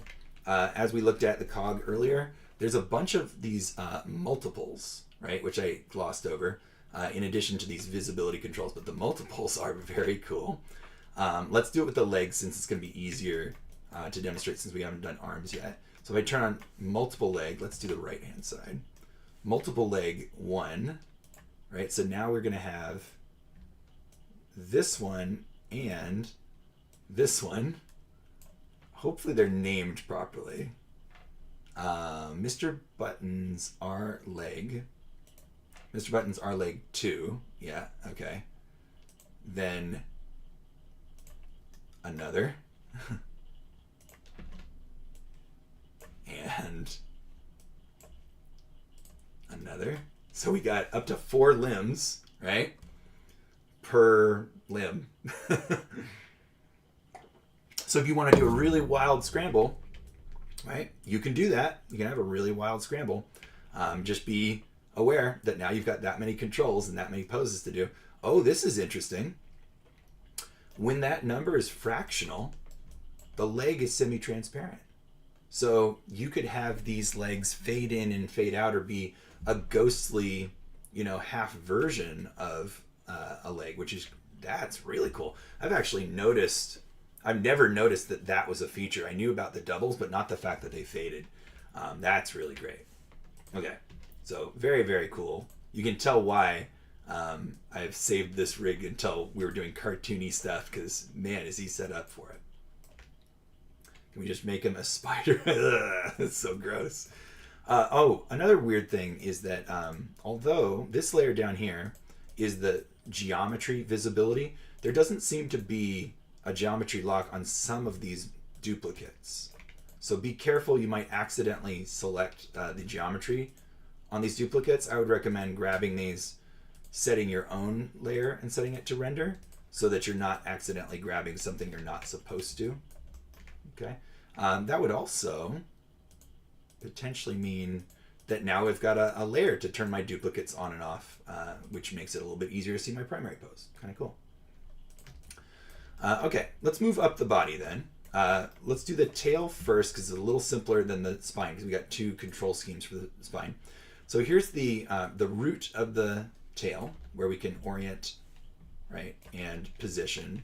Then we've got this tail orient, which I think means when you bend the body, the tail follows or doesn't follow. So if I turn that off, yeah. So now when the body moves, the tail doesn't move, at least in orientation. It does still follow the body. I'm going to have to turn those duplicates off. I'm getting such poor performance now. Let me turn them off. There we go. That's going to help. So now when I move the body around, the tail doesn't orient. It does still move around the body. The reason you'd want something like that is if their tail was being grabbed by another character, or if it got like caught in a door or something like that, then you'd be able to do squashy, stretchy, kind of struggling animation without this character, without having to orient and animate the tail over and over and over again. Okay, so the tail has a sort of spline control system. So you can treat it like forward kinematic, where each bone is like a link in a chain, but they're also able to move a little bit, but you can see it very quickly starts to break when you do that. So it's not really set up for that. Primarily use rotation, not scale for this. Although you can balloon out the individual sections, which is fun. So if they got like their tail hit with a hammer or something, you can make it, throb and pulse, or even if it was like flattened by a car or something. So we could do this one and then scale this back up by the same amount, so you can have a little section that got like squished by something. Okay, so very interesting. Generally just treat it like a forward kinematic chain, but you've got a little bit of extra wiggle room in there to make it do fun stuff. All right, so the torso. So we've got this line of squares and circles going up the torso. I think it stops, right where the shoulders are. So just these three.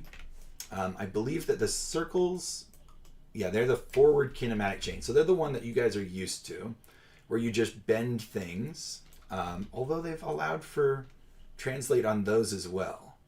So that's interesting. And you can see a little squashy stretchiness in the body. So you can just rotate those to get a nice character pose. The squares, I think, are meant as the IK version. Yeah. So this is where you're able to more freely move this controller around. All of the forward kinematic controls, though, move their IK counterparts as well.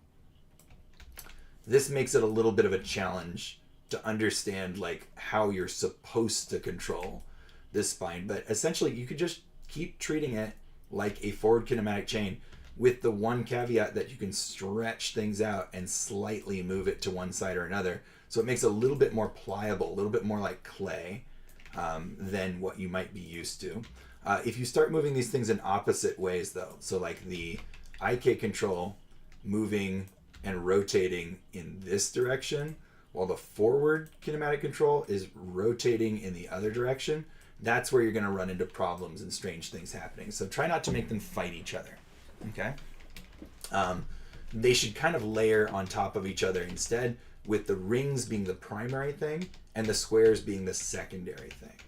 But as you've seen when I've been orienting this guy, it's really cool to be able to squash and stretch the body, and we can definitely get a snake-like kind of thing going on.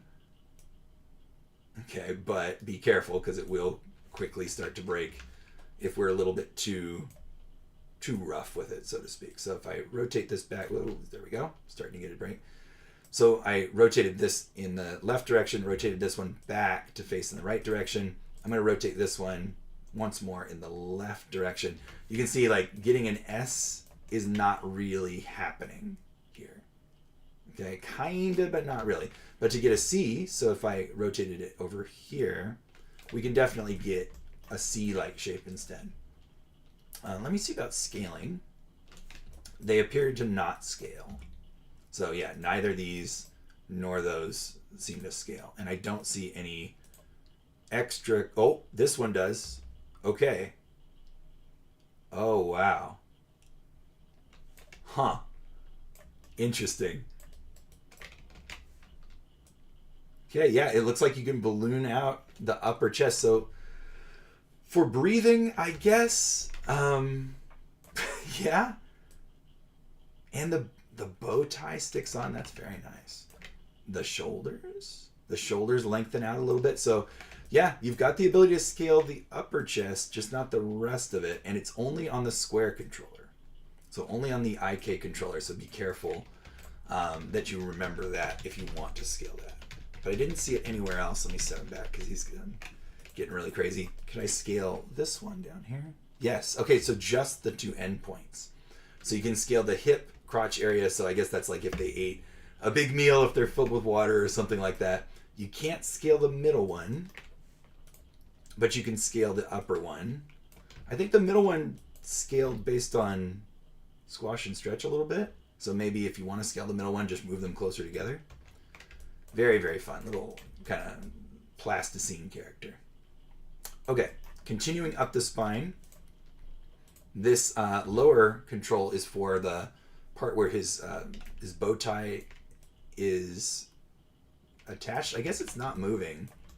The bow tie, I expected it to. Primary bow tie controller is this one, and there's no follow controller there. So, yeah. Oh, how strange. It's moving just a little bit of the skin, which I'm sure is not meant to happen. That, like, right there.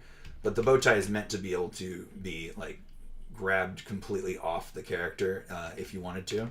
Or spin, right? In the case of, like, being flustered or something. But yeah, I was seeing a little tiny bit of skin moving. This not moving the bow tie is a little interesting to me. I thought it actually would. But this upper chest certainly should. There we go. Filled with soup. Yeah. Then we've got this one up here. So the upper part of the collar. Again, stretchy. Both of them. This one also has a head orient option. So if you're moving this, do you want the head to be following that or not? Okay, I turned it off and it didn't change anything. So that controller maybe is not hooked up to work. The head orient. Or maybe it prefers this one. So if I scoot that one over, if I flip that switch, it might have been attached to the wrong one. Yeah, it's attached to the wrong one. Okay, so the switch is on this controller, because I guess this is the skull control, and this is the neck control. So if you want the neck to be able to move independent from the skull, you just got to click in two different controllers. I think that's a little odd, but yeah, it sort of makes sense, because that's the official skull controller. The others of these, they're not the skull controller. They're squishiness for the skull. We'll get to that after we do the arms, though. All right. Here are the shoulder joint controllers. Like the legs, these are really just meant for the IK or the FK version of the arms. But you can see it does have a little bit of control in that it moves the shoulder and it moves the button side of these cuffs. But you're meant to, with these IK arms, control it here and here, just like we're used to. Okay. Again, we have follow spaces on the elbows, main, wrist, shoulder, wrist and shoulder. Just like the legs, you can figure out which one you prefer in this case, I don't usually do wrist. I do just leave it at shoulder, but wrist and shoulder does make sense as well. Okay. We've got the bend bow controls on the arm as well. Remember to treat them as a lower priority from the posing of the arm, but of course they still work, and we can bend and rotate and all that stuff to kind of sculpt and shape the arm if we want to get some really exaggerated stuff. But once you straighten it out, it looks pretty weird. So do it on a frame by frame basis. The options for the hand, just like the feet, are located in this little arrow right here.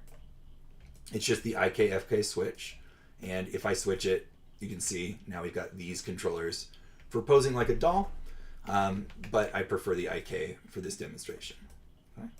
The hand controller right here, you can see that we can rotate and orient the hand. The little button, I think, yeah, it kind of rotates around that cuff a little bit.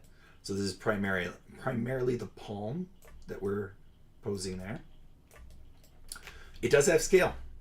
So that is not a great look, but maybe we can scale the fingers as well. Oh my God, we can. Okay. Yes, we can. So if your character wanted to have a bee-stung hand or a harmed hand, you could make it pulse. If I just grab everything like that. So those are all the fingers. Okay, let's do the fingers first without the palm. Very fun. Actually, that looks great. Then if I add the palm in as well. Yep. Very cool. So we've got like full control over blowing up fingers like a balloon, or stung by bees, or hit by a mallet or something like that. Very cool. In addition to, I think, the fingertips individually, or each one of the joints. Okay. Each one seems to scale the ones further down in the chain. So I can't exactly think of a time where you'd want like the knuckles to swell up, but the rest of the finger to not be. Yeah, I don't know. But you could do that if you wanted to. All right, back into the hand. Obviously, you can see those are the finger posers there. They're just, forward kinematic chains in each one. So back in the hand, what else do we have? We've got elbow lock again, just like the leg, where if we want it to be able to reach the elbow controller, there we go.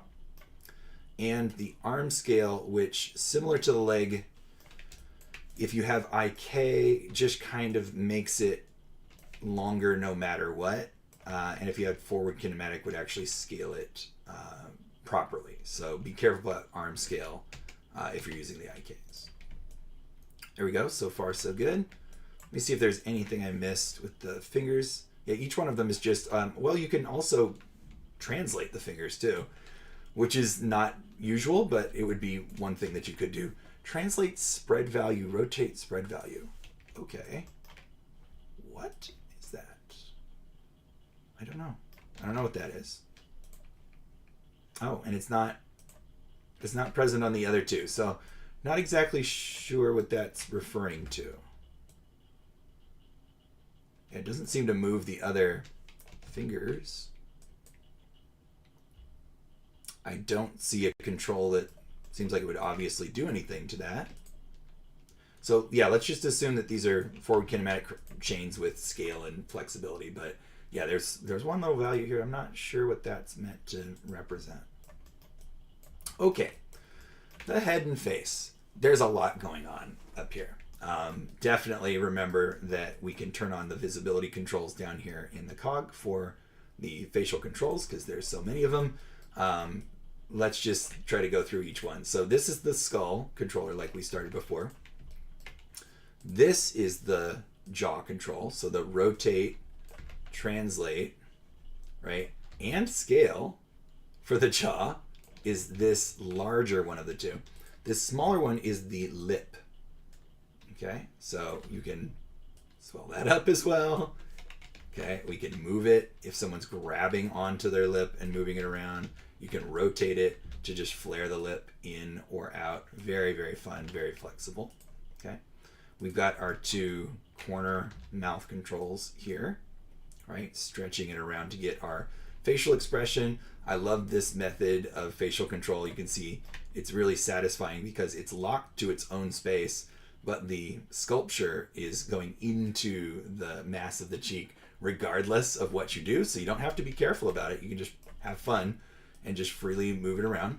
Okay, both sides, obviously. Let me open the mouth a little bit. Okay. We have tongue controls in there. It looks like 3 of them. So that's the base tongue control. And yeah, it does remain attached down the throat. We don't actually have the base of the tongue, so you can't like rip the tongue off entirely. But it does mean with that one, you could kind of tuck the tongue down if you didn't want to see it for some reason.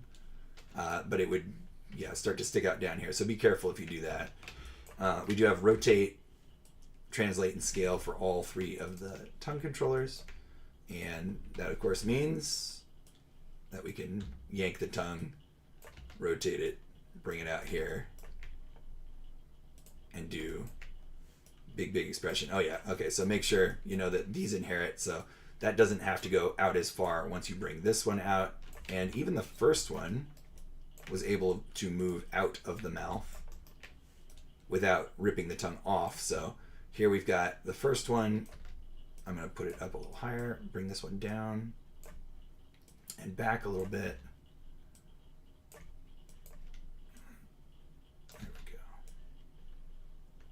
Okay, so we can have squashy, stretchy tongue posing. There we go. And then scaling as well. So yeah, if we wanted to, I don't know what we'd possibly do with that, but always something, you never know. Right? I guess if you wanted him to lick something really big, then you could flatten it out as he was licking it, which would be kind of fun. This one is the muzzle, upper muzzle control, right? And it sort of controls the nose, but the nose has its own in addition to that, with scale included. Okay, the nose itself, very fun.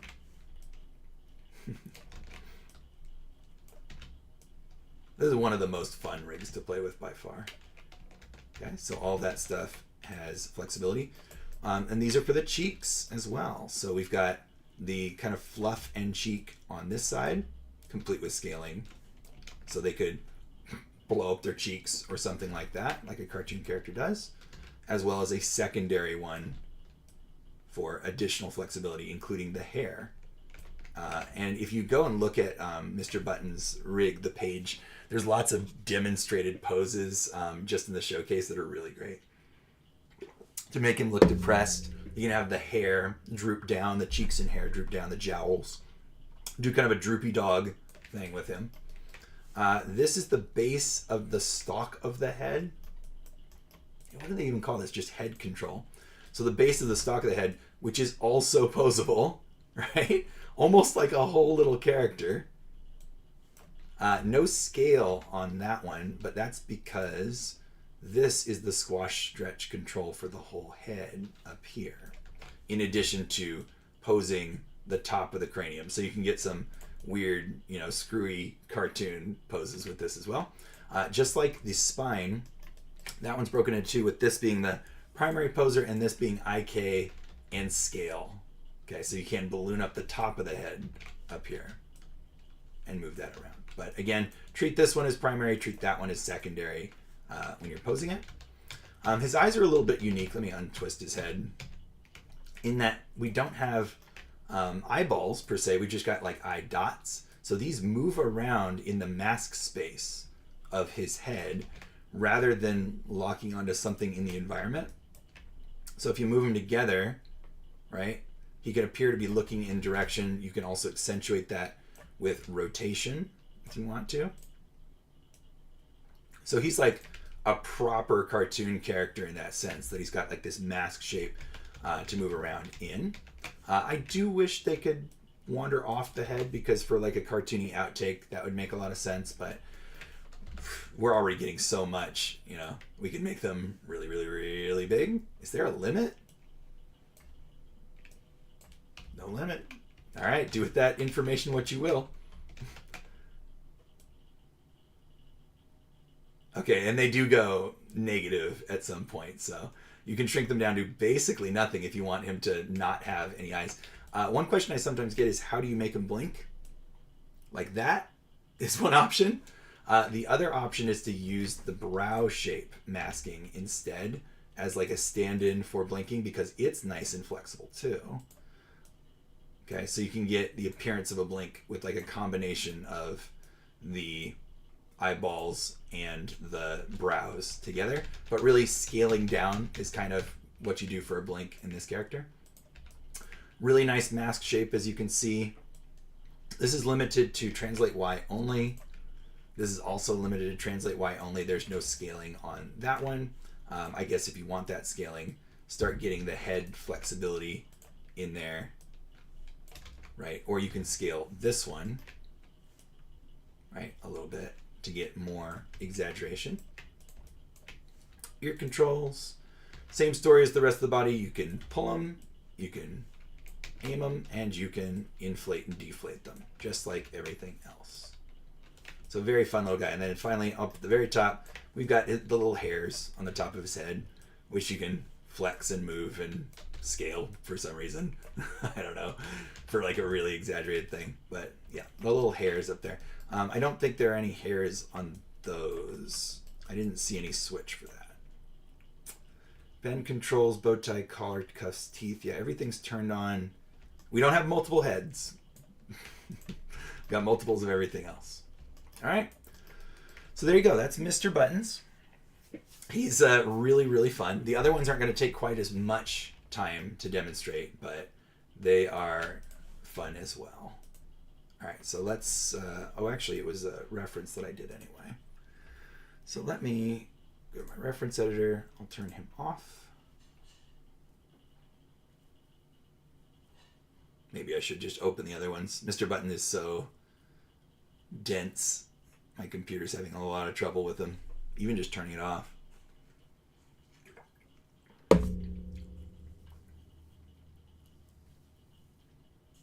A lot of rigs have a proxy geometry mode where Mr. Buttons has a nice rendered skinned mesh, but there's no low poly mesh for working with it more quickly. And I think that's the only missed opportunity with him, is that a lot of other rigs have that, where it's really just kind of like primitive objects.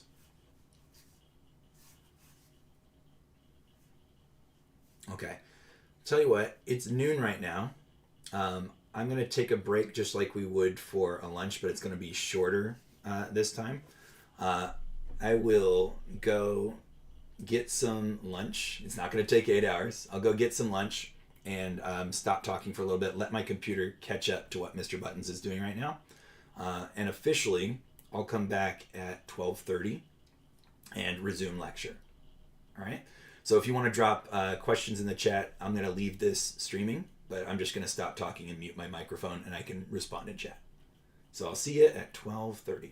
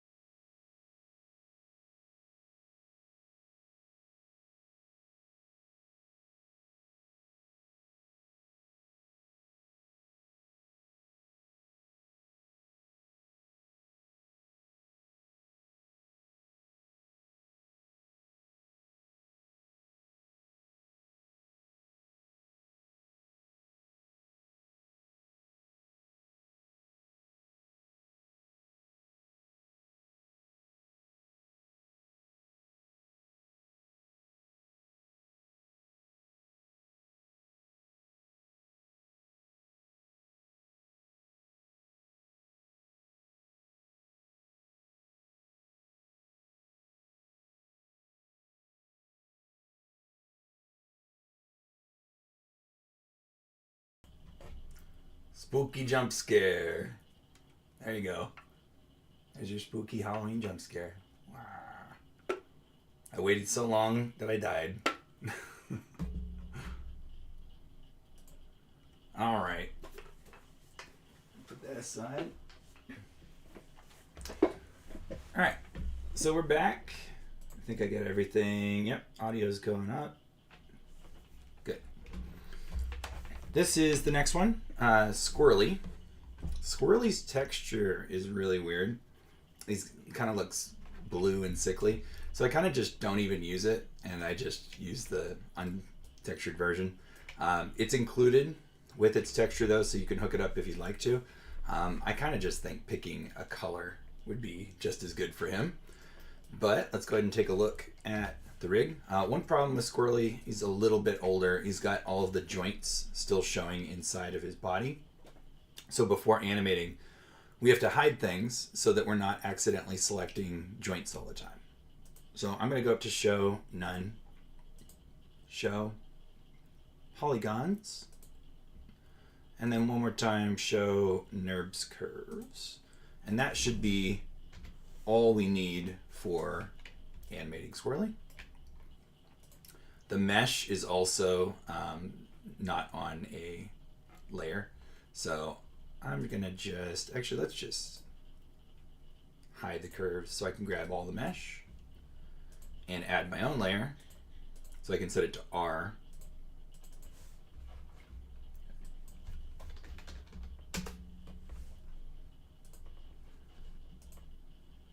So now I should be able to not select the mesh.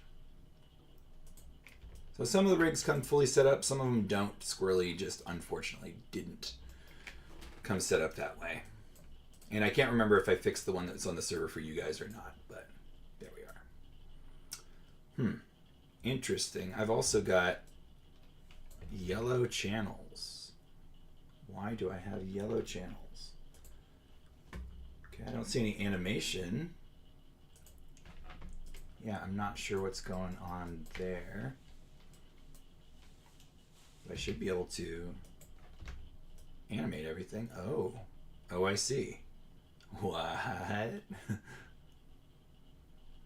Interesting. Okay, oh, no, he fixed himself.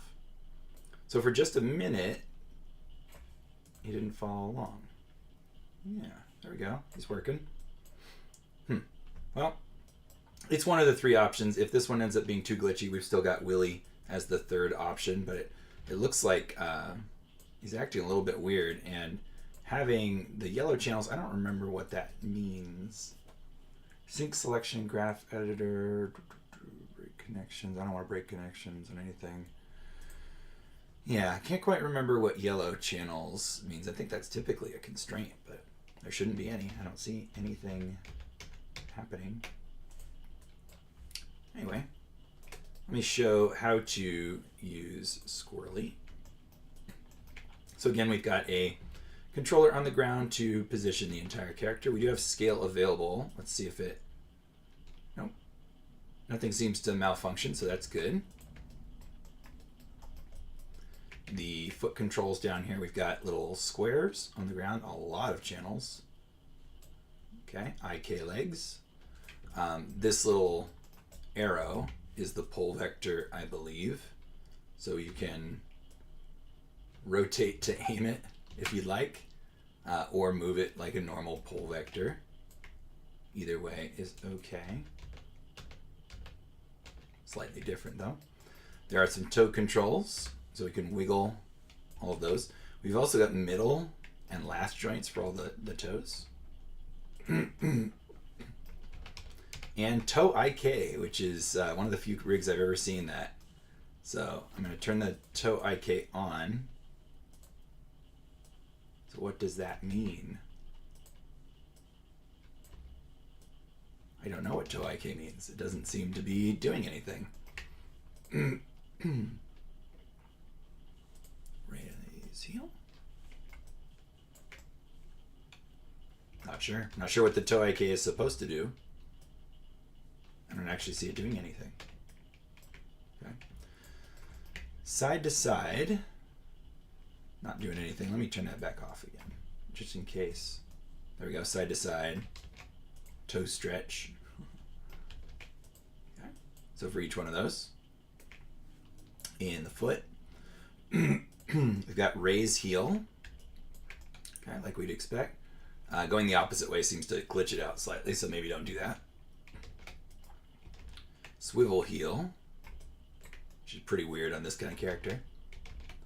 Raise toe, swivel toe, swivel foot, leg stretch. Oh God. Okay, there we go. Yeah, so that is scaling the size of the leg, it looks like. So if you want longer, like maybe rabbit legs or something, you can do that. Auto stretch, so I do prefer auto stretch to be on typically, but it's looking pretty strange as it's evaluating that. Knee slide, so you can bias the knee to be higher or lower. Calf bend, you can see it keeps glitching out. When that happens, usually just move whatever the controller is. It's because of hitting the undo key that it does that. So just move the controller slightly and it should recalculate. Or rather than hitting undo, just type in a 0 to move it back and it should stop doing that weird evaluation. Calf bend. Okay, so we do have some controllers for that rather than on-site controllers. Leg thicknesses. Standard pull vector. This seems to be a standard pull vector, so I don't know why it's got an option for that. Toe pivots that we can hide or show depending on if you want to see them. Heel stretch. Oh, I see. Wow, and that is freaking out there, so be careful. And then heel pivot. I don't see it. I told it to show it. Oh, there it is. It's right there. Interesting. Yeah, probably not. I can see why it was hidden by default. So there you go. So foot controls. We've got the center of gravity controller right there for the whole character. We've got spline IK FK switching here. Smooth modes. Warn against turning that up. It will degrade your performance with this rig. Just be careful before you do. It might crash, so be sure to save. Here we go. Proxy overlay. Is that going to speed up? No? Did it change anything? I don't think it changed anything. So that was supposed to be, proxy overlay was one of those things that lets you see a lower version of the skin, but I'm not actually seeing it. So we'll just switch it back to geometry. Tail controls, face controls, smoothing level. Head IKFK, head isolation, so that's the same kind of switch that we were seeing for the other characters, where if you bend the body, the head doesn't bend. So right now it's set to isolate, so that should mean that the head is remaining upright. Maybe it doesn't work for that one. There we go. So everything except for this primary controller, it's isolating. Then if we set the head isolation off, it should follow the chest. Okay. Right arm IKFK, right arm isolations. These are all limb IK and isolation controls. So that means they will not, or they will follow the parent controller. So right now, these arms are not isolated. They're following the chest. But if I set the arm to isolate, there we go. Now it will follow, but it won't orient. So that right arm over there. I don't like those controls, but it's up to you if you want to turn them on or not. What I do like is FK, so I'll put this one on a, or IK, I'll put that one on IK, leave this on FK so we can see the difference between the two. And the rest are just for the legs, isolation and FK, IK. All right, tail first. We only have rotation for this base joint, okay? Then for these, we have scale, rotation, and translation. Scale doesn't seem to do anything in this case. So you can rotate, you can translate, they all work. In addition to that, we have some twist. And what is roll? What's the difference there? They're both doing the same thing. And I could also be doing it this way. So yeah, I'm not sure why those are there in the tail. It's a little bit confusing. Yep. There we go. So pretty standard tail, but you know, nice big fluffy tail there. Just to note, the geometry for the character is separate for the tail from the body. So if you really just wanted no tail at all, you could put this on a different layer and hide it. There we go. Right. Just in case you wanted to animate that way. All right. For the body, this lowest one is for the hips. Okay. Now it's got a scale, but I don't know. I guess, yeah, you can a little bit, and it's changing the position of the hips as well. So you could scale slightly to create a slightly different creature. A stretch meter. I'm afraid to touch that one. But we have a little bit of squashy, stretchy control for Squirrely. Not as great as the other one, which was set up specifically for cartoony, but we do have a little bit. So here's the center of the spine, and it looks like rotation doesn't actually work for that one. Okay, so it's the IK spine only, it seems. So the top and bottom in an IK spine rotate. The middle only is a positioner. So it's for the curvature. So if I lean the body over this way, grab the center, and move that while rotating this one, then we get the pinch and stretch that we want in the spine. So slightly different. Some people prefer this. I don't. I just like an FK spine myself, but this can lend to a little bit squashier, stretchier animation.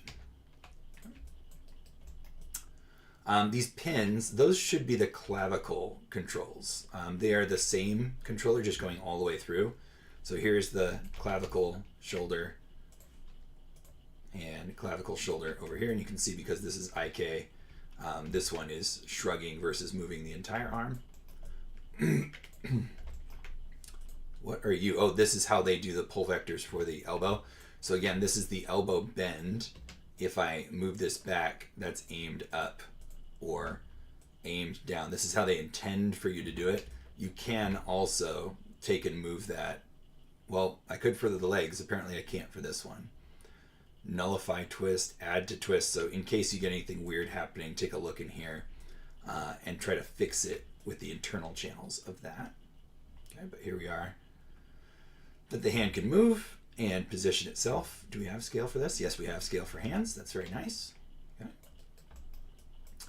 We've got rotators for all the fingers. They contain all of their other joint rotators, so there's just one for each finger, plus these two in each one. So you can fully clench the fist. It's just a little harder to see where that's done. Okay. Looks like they also have side to side and stretching. And of course, each finger is fully orientable, posable. Oh, even translatable a little bit. So if you wanted them to stretch. Okay. Only 3 fingers, of course, because he's a little squirrel character. Again, finger IK. Oh, this one. There we go. Okay, so you do have a little bit of like IK control for the finger. Not entirely sure how that works. Okay, because it's not locked in space, which is what I would want for an IK, is that when you move this, the IK shouldn't move, so that you could squish a hand down on a tabletop or something. But I don't see any option for locking that. So then I guess I don't see the point. Yeah, I don't see an isolate for that IK. Oh well. Okay, so yeah, I mean, at least you have that option if you wanted to explore it, but typically not necessary. Interesting to have. All right, up to the head. So Squirrely's head, we've got the entire head joint is one big joint. There's no neck joint because of how he looks, but here we've got the very, very big head positioner. Scalar. Oh, but I can't translate, so I can't move it up from here, but you can scale a little bit if you wanted to. Pretty bizarre, but there you go. Oh, a little. Okay, so the spheres of his eyes don't quite scale with the rest of it, so you're very limited in going down, but not up. All right, all of the facial controls are in these little control. I forget what you call these, but these surfaces over here on the left and right, except for the eyes and the ears. So the eyes, we have a look at control, which is not currently doing it. Let's see. Eye converge, eye blend. I think maybe it's this one. Yeah, there we go. So when eye blend is to the right, then this will follow the look at control. And when it's not, I think it uses this over here. So let's see. Yes, so you can use these, right? Or the look at control, depending on your situation. This is dilation, left and right. Converge, so if you want the eyes to look towards the center, it looks a little silly, but like if he was looking at his own nose or just something in the near distance as opposed to being parallel, like that one. Okay. You might notice that as I'm moving this around, his eyelids are also moving. I know there's a switch for that somewhere, but I don't know which it is. So here's at least blink controls. So it should be that if I set this to blink and move this around, that blink is maintained as well, right? But it's trying to orient itself based on how high or low. Oh, move eye left and right. There's like sub controllers. Oh, but they're not doing anything. They might have just been for setup. All right, so we've got this blink control. Let me look in the rest of those in case I missed anything. Converge. Convergence amount. Okay. But I thought that was being controlled by this. Oh, it is. No, it's not. Huh. Strange. Blend. Nope, that one's normal. All right, so what are these ones? That looks like brow. The brow is not especially inspiring. And then we got lid. But I thought I had lid here, this blink. Okay, so what's the difference then?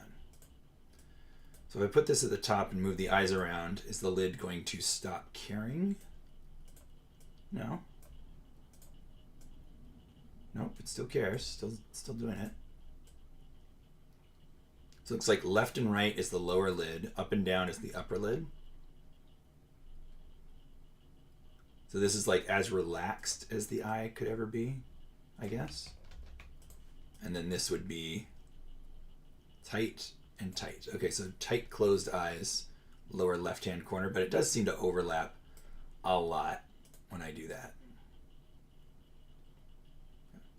So yeah, not as good as some of the other character facial setup, but definitely good enough to perform with. He's a little bit odd, and then he looks a little bit anthropomorphized as opposed to like a cartoon, but I've definitely seen him used successfully over and over at the 11 Second Club before. All right, then this should all be the mouth stuff. So here we've got a corner of the mouth, a corner of the mouth, and if you grab them together, then you get the same expression left and right, so symmetrical expression. This should be jaw. Yep, there we go.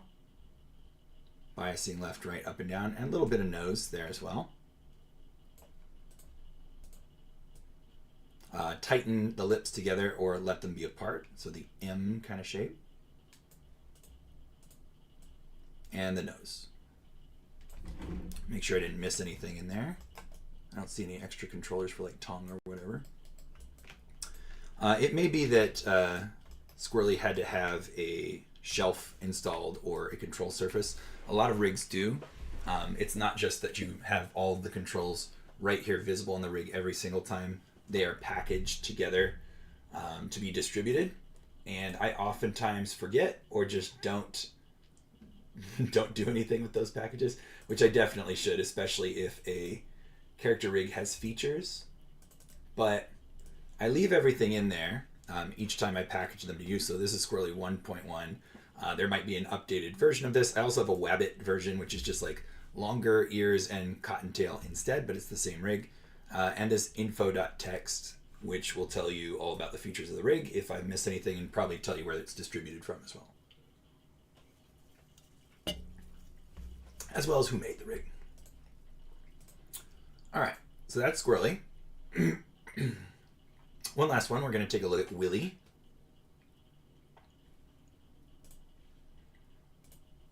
And Willy I do like. Oh, let's look at Wabbit real quick just to see.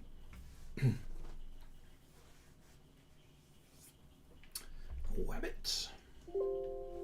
You will get this unsupported nodes error. That's about shaders, different textures that were once installed. I think it's because Mental Ray is no longer a part of Maya. You don't have to worry about that. Just say okay, but maybe change the texture.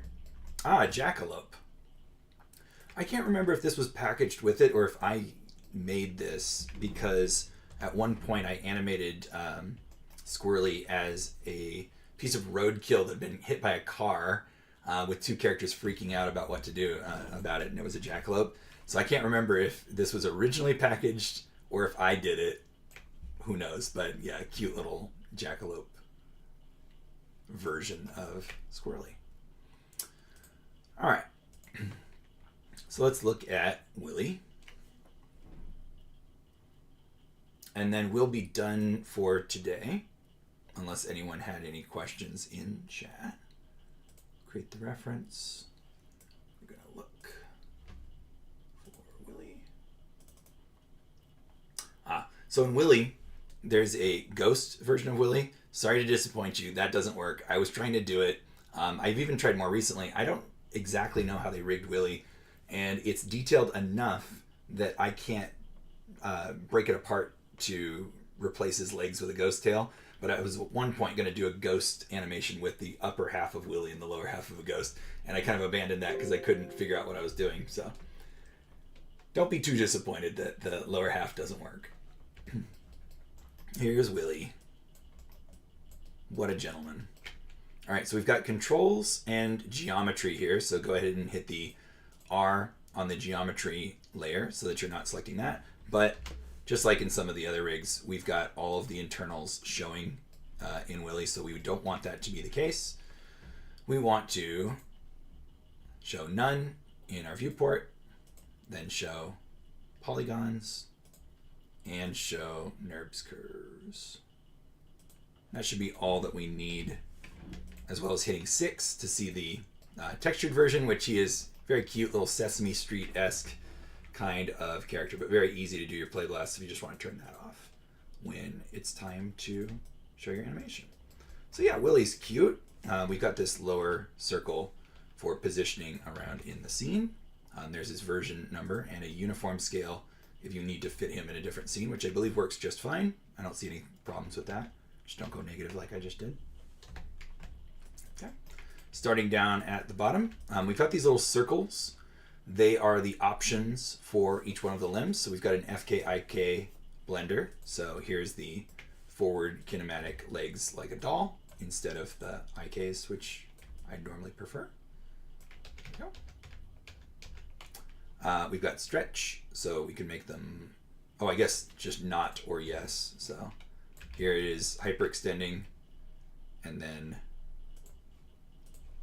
here it is stretching.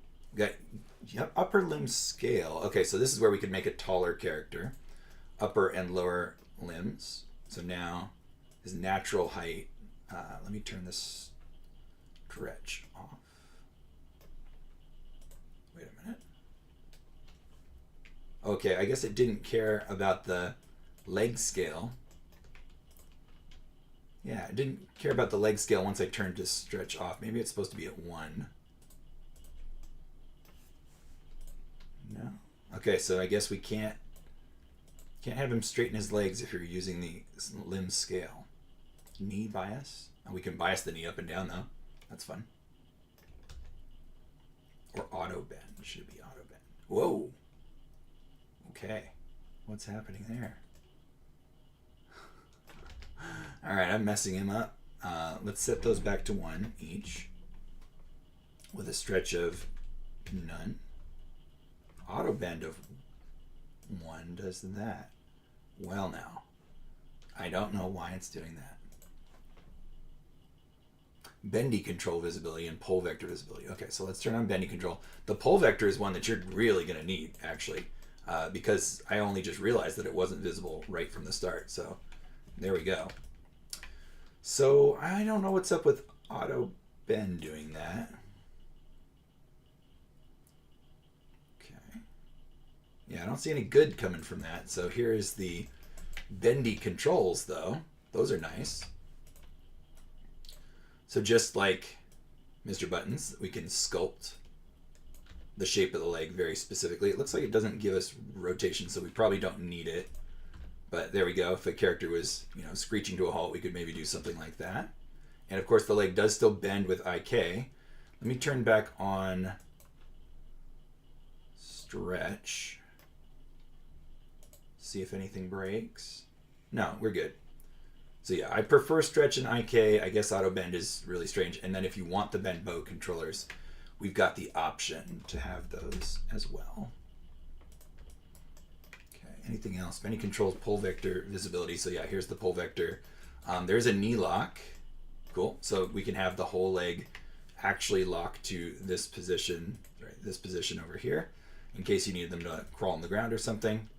I noticed that the geometry is a little low. Sometimes there is a smooth geometry option in here somewhere.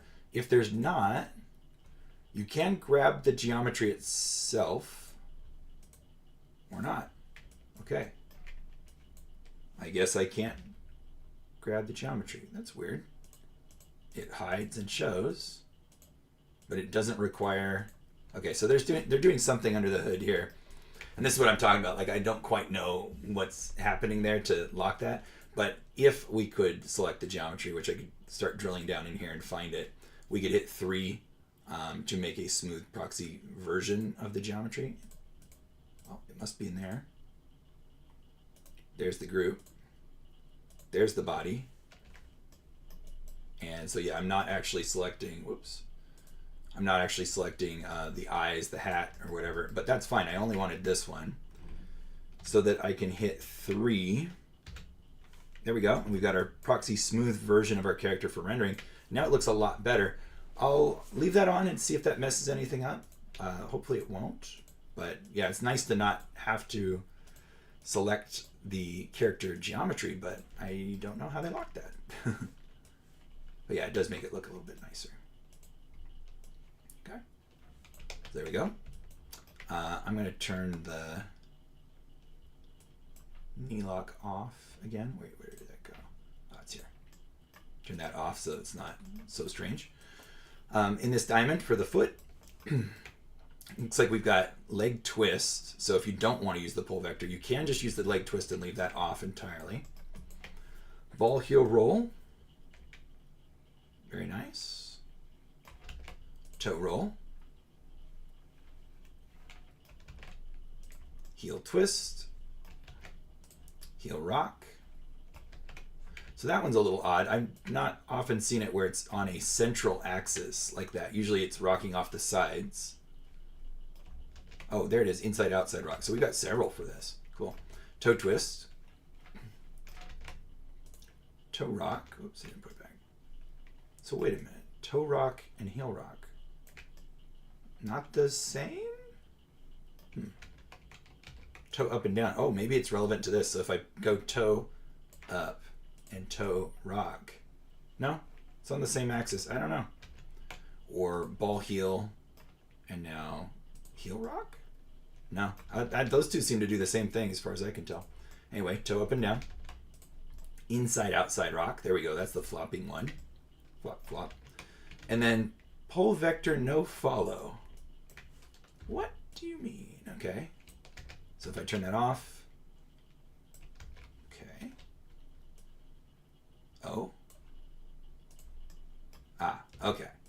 So the pull vector is trying to follow, I guess, the leg, not the foot necessarily. Yeah, I mean, that's fine.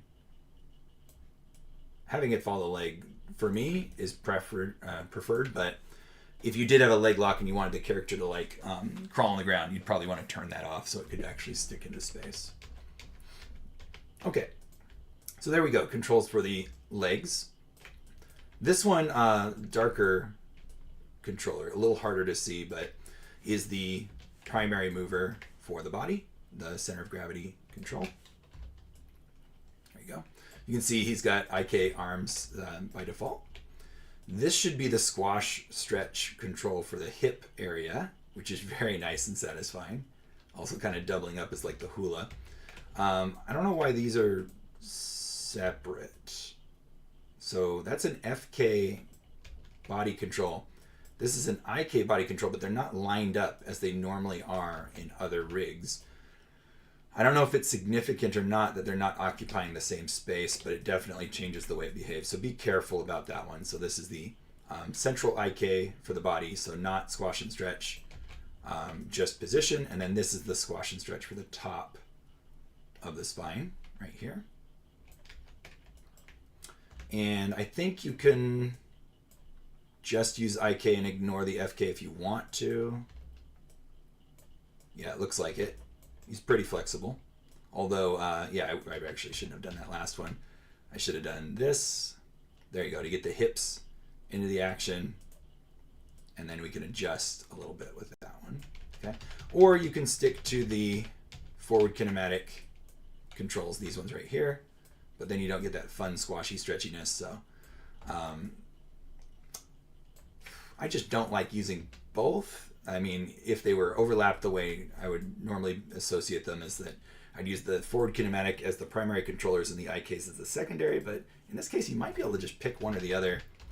Honestly though, I think I'd pick the IK controls for the spine because you get a lot more flexibility out of it.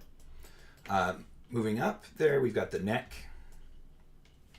I didn't see any orient controls for the neck. It does look like the head though is orienting itself. There we go.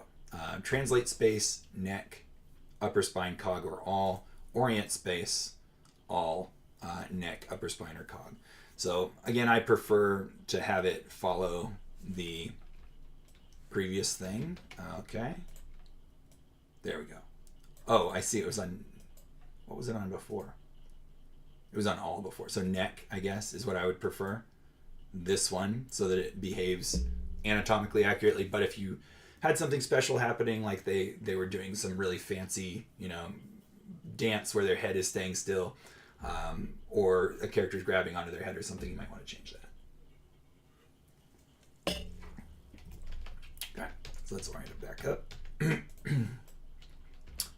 When I move this in and out, yeah, we do get a little squishy neck, just a bit, but I know he's got a squash and stretch control up here for his whole head. Or wait, is it that one? There we go. A nice squash and stretch. It's also got a maintain volume and a squash factor. So you can have it more squashy and stretchy if you want to. Or less. I prefer more.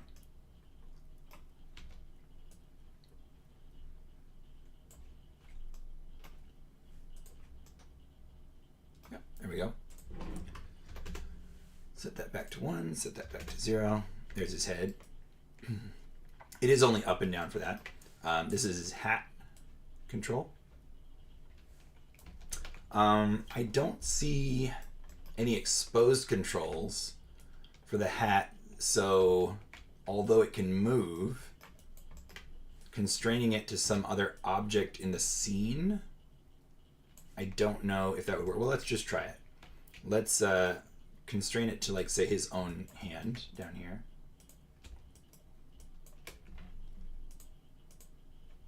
So now when his hand moves, his hat moves. What happens when his head moves? Okay, it does stick. So I guess you can have him at least grab onto his hat. And if I wanted it to just be put down on a table and stay there. I guess I would parent constrain it to like the table. Then it would stick just fine. Yeah. There we go. I'm gonna do that. His hat. Some people don't like his hat also, so we can hide it. Oh, right, because the geometry is all right here. So I guess you'd have to drill down in here to find the hat geometry as well. It shouldn't be too hard. If that's all the geometry, there's the hat group. There's the hat geometry, so you could hide it just like that if you wanted to. This eyeball. Oh, there we go. Hat visibility on off. And the inner mouth, facial controls, and eye constraint. So we actually can't see the eye constrainer. There it is. So that's the look at control for the eyes. Yeah, I don't think we have eye control unless we have that showing, so. Yeah, because the rest of this, I don't even know what that one is. Tongue. Oh, it's the inner tongue. Okay. So yeah, we don't have that showing by default. So this little eyeball over here, pretty important. We got to show the eye constrainer there. So now this one would control both the eyes together. It also has a global or local control. So I think right now it's set that when you move the head, it doesn't go anywhere. It just sticks in the world. But if we set that to local, then now it moves with the skull. So it's like you're just controlling the eyes like they're puppets' eyes. And then these are individual, and they're to, you know, make them wall-eyed or make them cross-eyed or whatever. And the further away you put it, the less converged they'll appear. But you could also just deconverge them slightly like that. And then even if it's closer by, it still looks like he's looking off into the distance somewhere. Just like that. Okay. Oh, and it's got a rotation too. That's funny. All right. Anything else in the visibility? Inner mouth, we'll leave that on. When I open his mouth, we should be able to see what's in there. So then this would be the jaw, I believe. Yep. And lots of extra channels in there. Oh, and a Z. Oh, it's Z rotation. Okay. Well, that's weird. They could have just left it on the rotate here if that's the case. But top lip roll. Oh, kind of hard to see, but yeah. So pursing those lips. Bottom lip roll. Okay, so then together, you can do a duck face thing. Pinch. So pinching the corners together. It's a little hard to see. Let me bring it back up. There we go. So pinching the corners together or not. Adjusting the whole mouth up or down. Left and right. And in Z. Oh, Z rotation again. Wow. That's fun. The tongue up and down. Puff. Yep, fill the cheeks. Cool. Upper teeth adjustment. Left and right. And Z angle. As well as for the lower teeth. Oh, did that move the tongue? Oh, it does. What? Oh, interesting. That's less of a teeth up and down and more of a teeth rotate forward and back, but I guess they're trying to keep it inside the jaw for that, which makes sense. Okay, left and right, and Z teeth in and out. So I guess if you were exaggerating something, you could slide them in and out as well. Okay, so there we go. What are you? Okay, so this is expression stuff. So this is kind of cool in that these channels drive those channels, but those channels are still animatable. So it'll place that into, right, that position and back down to wherever relatively it goes, right? But you can see once you move that, it doesn't do the same thing anymore. So if you're already animating these, those are not going to work as well, is the point. Okay. Don't double up on these, by the way. Smile open and smile closed, probably one or the other. Although it looks smart enough that it's not, because it's driving these, we're not going out of bounds with them. So typically you want to make sure that you're doing one or the other, not both. But in this case, it's not going to really matter. A lot of different smile controls. Sad while closed. I guess they're assuming that I would do that, but it could be sad with open. Okay. And then angry, like a grimace is what we're doing there. Right. Cool. So as you can see, since those were moving all of these controls around, you can kind of get an idea of what these do. Obviously, we got corner controls here and here. Again, just move them around in the space. Okay. Then these are lip controls, so the sneer tops and bottoms. And they all got little extra controllers, so you can't, oh, you can rotate.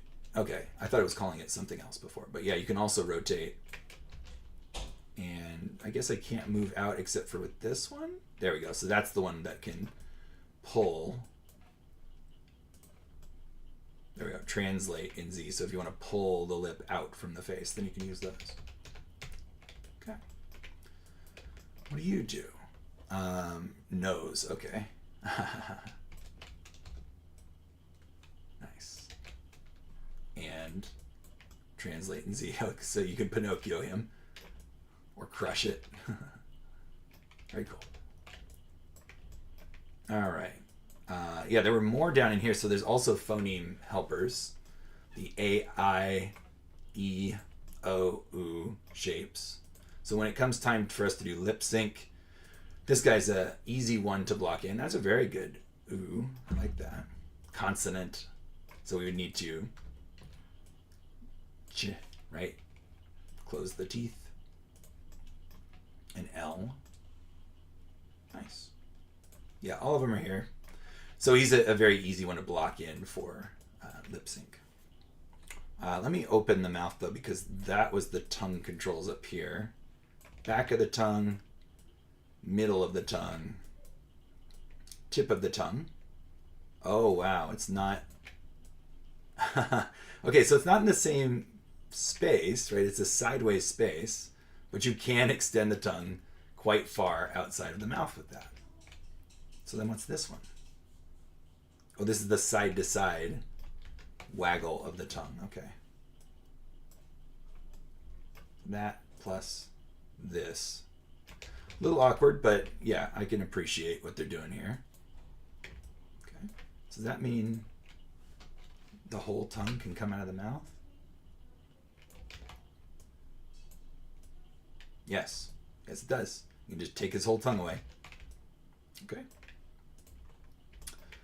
These ones, this is eyes or brows. So we've got pupil, pupil dilation right here and here. The size of the eye can be changed a little bit. Oh, and the lid thickness. So that kind of mascara, if you don't like them at all, you can bring it all the way down or want it to be a little bit less intense, like that. Okay, there's the upper lid. They're kind of weird in that they're just spheres over the top, but they do the job. Okay.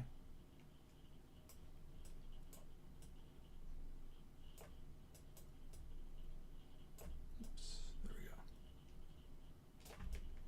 So kind of like not sure.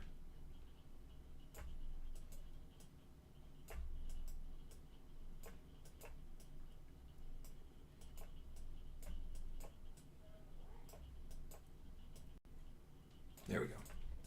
So he's pretty fun to do facial expressions for. And then all this should be the brows. So a global up down. One little bad thing is that the hat doesn't respond. It's unfortunate, but yeah, it does limit your expressions, but you can just, tilt the hat in response to what you do, or just leave the hat off if it really bothers you. Okay. So both of them up, down, and then the rest of them are fine adjustments, including forward and backward on the Z, T, Z, so translate Z. So you can move it forward or backward on the face. I always like how all the brow controllers on Willy look connected, the way I would normally think about it anatomically anyway, but it's nice to see that when you move this one. This is what you should normally be doing with eyebrow controls regardless, is that if you want one eyebrow to go up, act like they're connected in a band like that. Okay, because the flesh has got to affect the other surrounding flesh like that. So now we got a really incredulous face. Can I make that look good with the hat on? Sure, right about like that, maybe. Let's push that very slightly up. Is that poking through? I guess that is, but as long as we're not seeing back there, then there we go. Okay.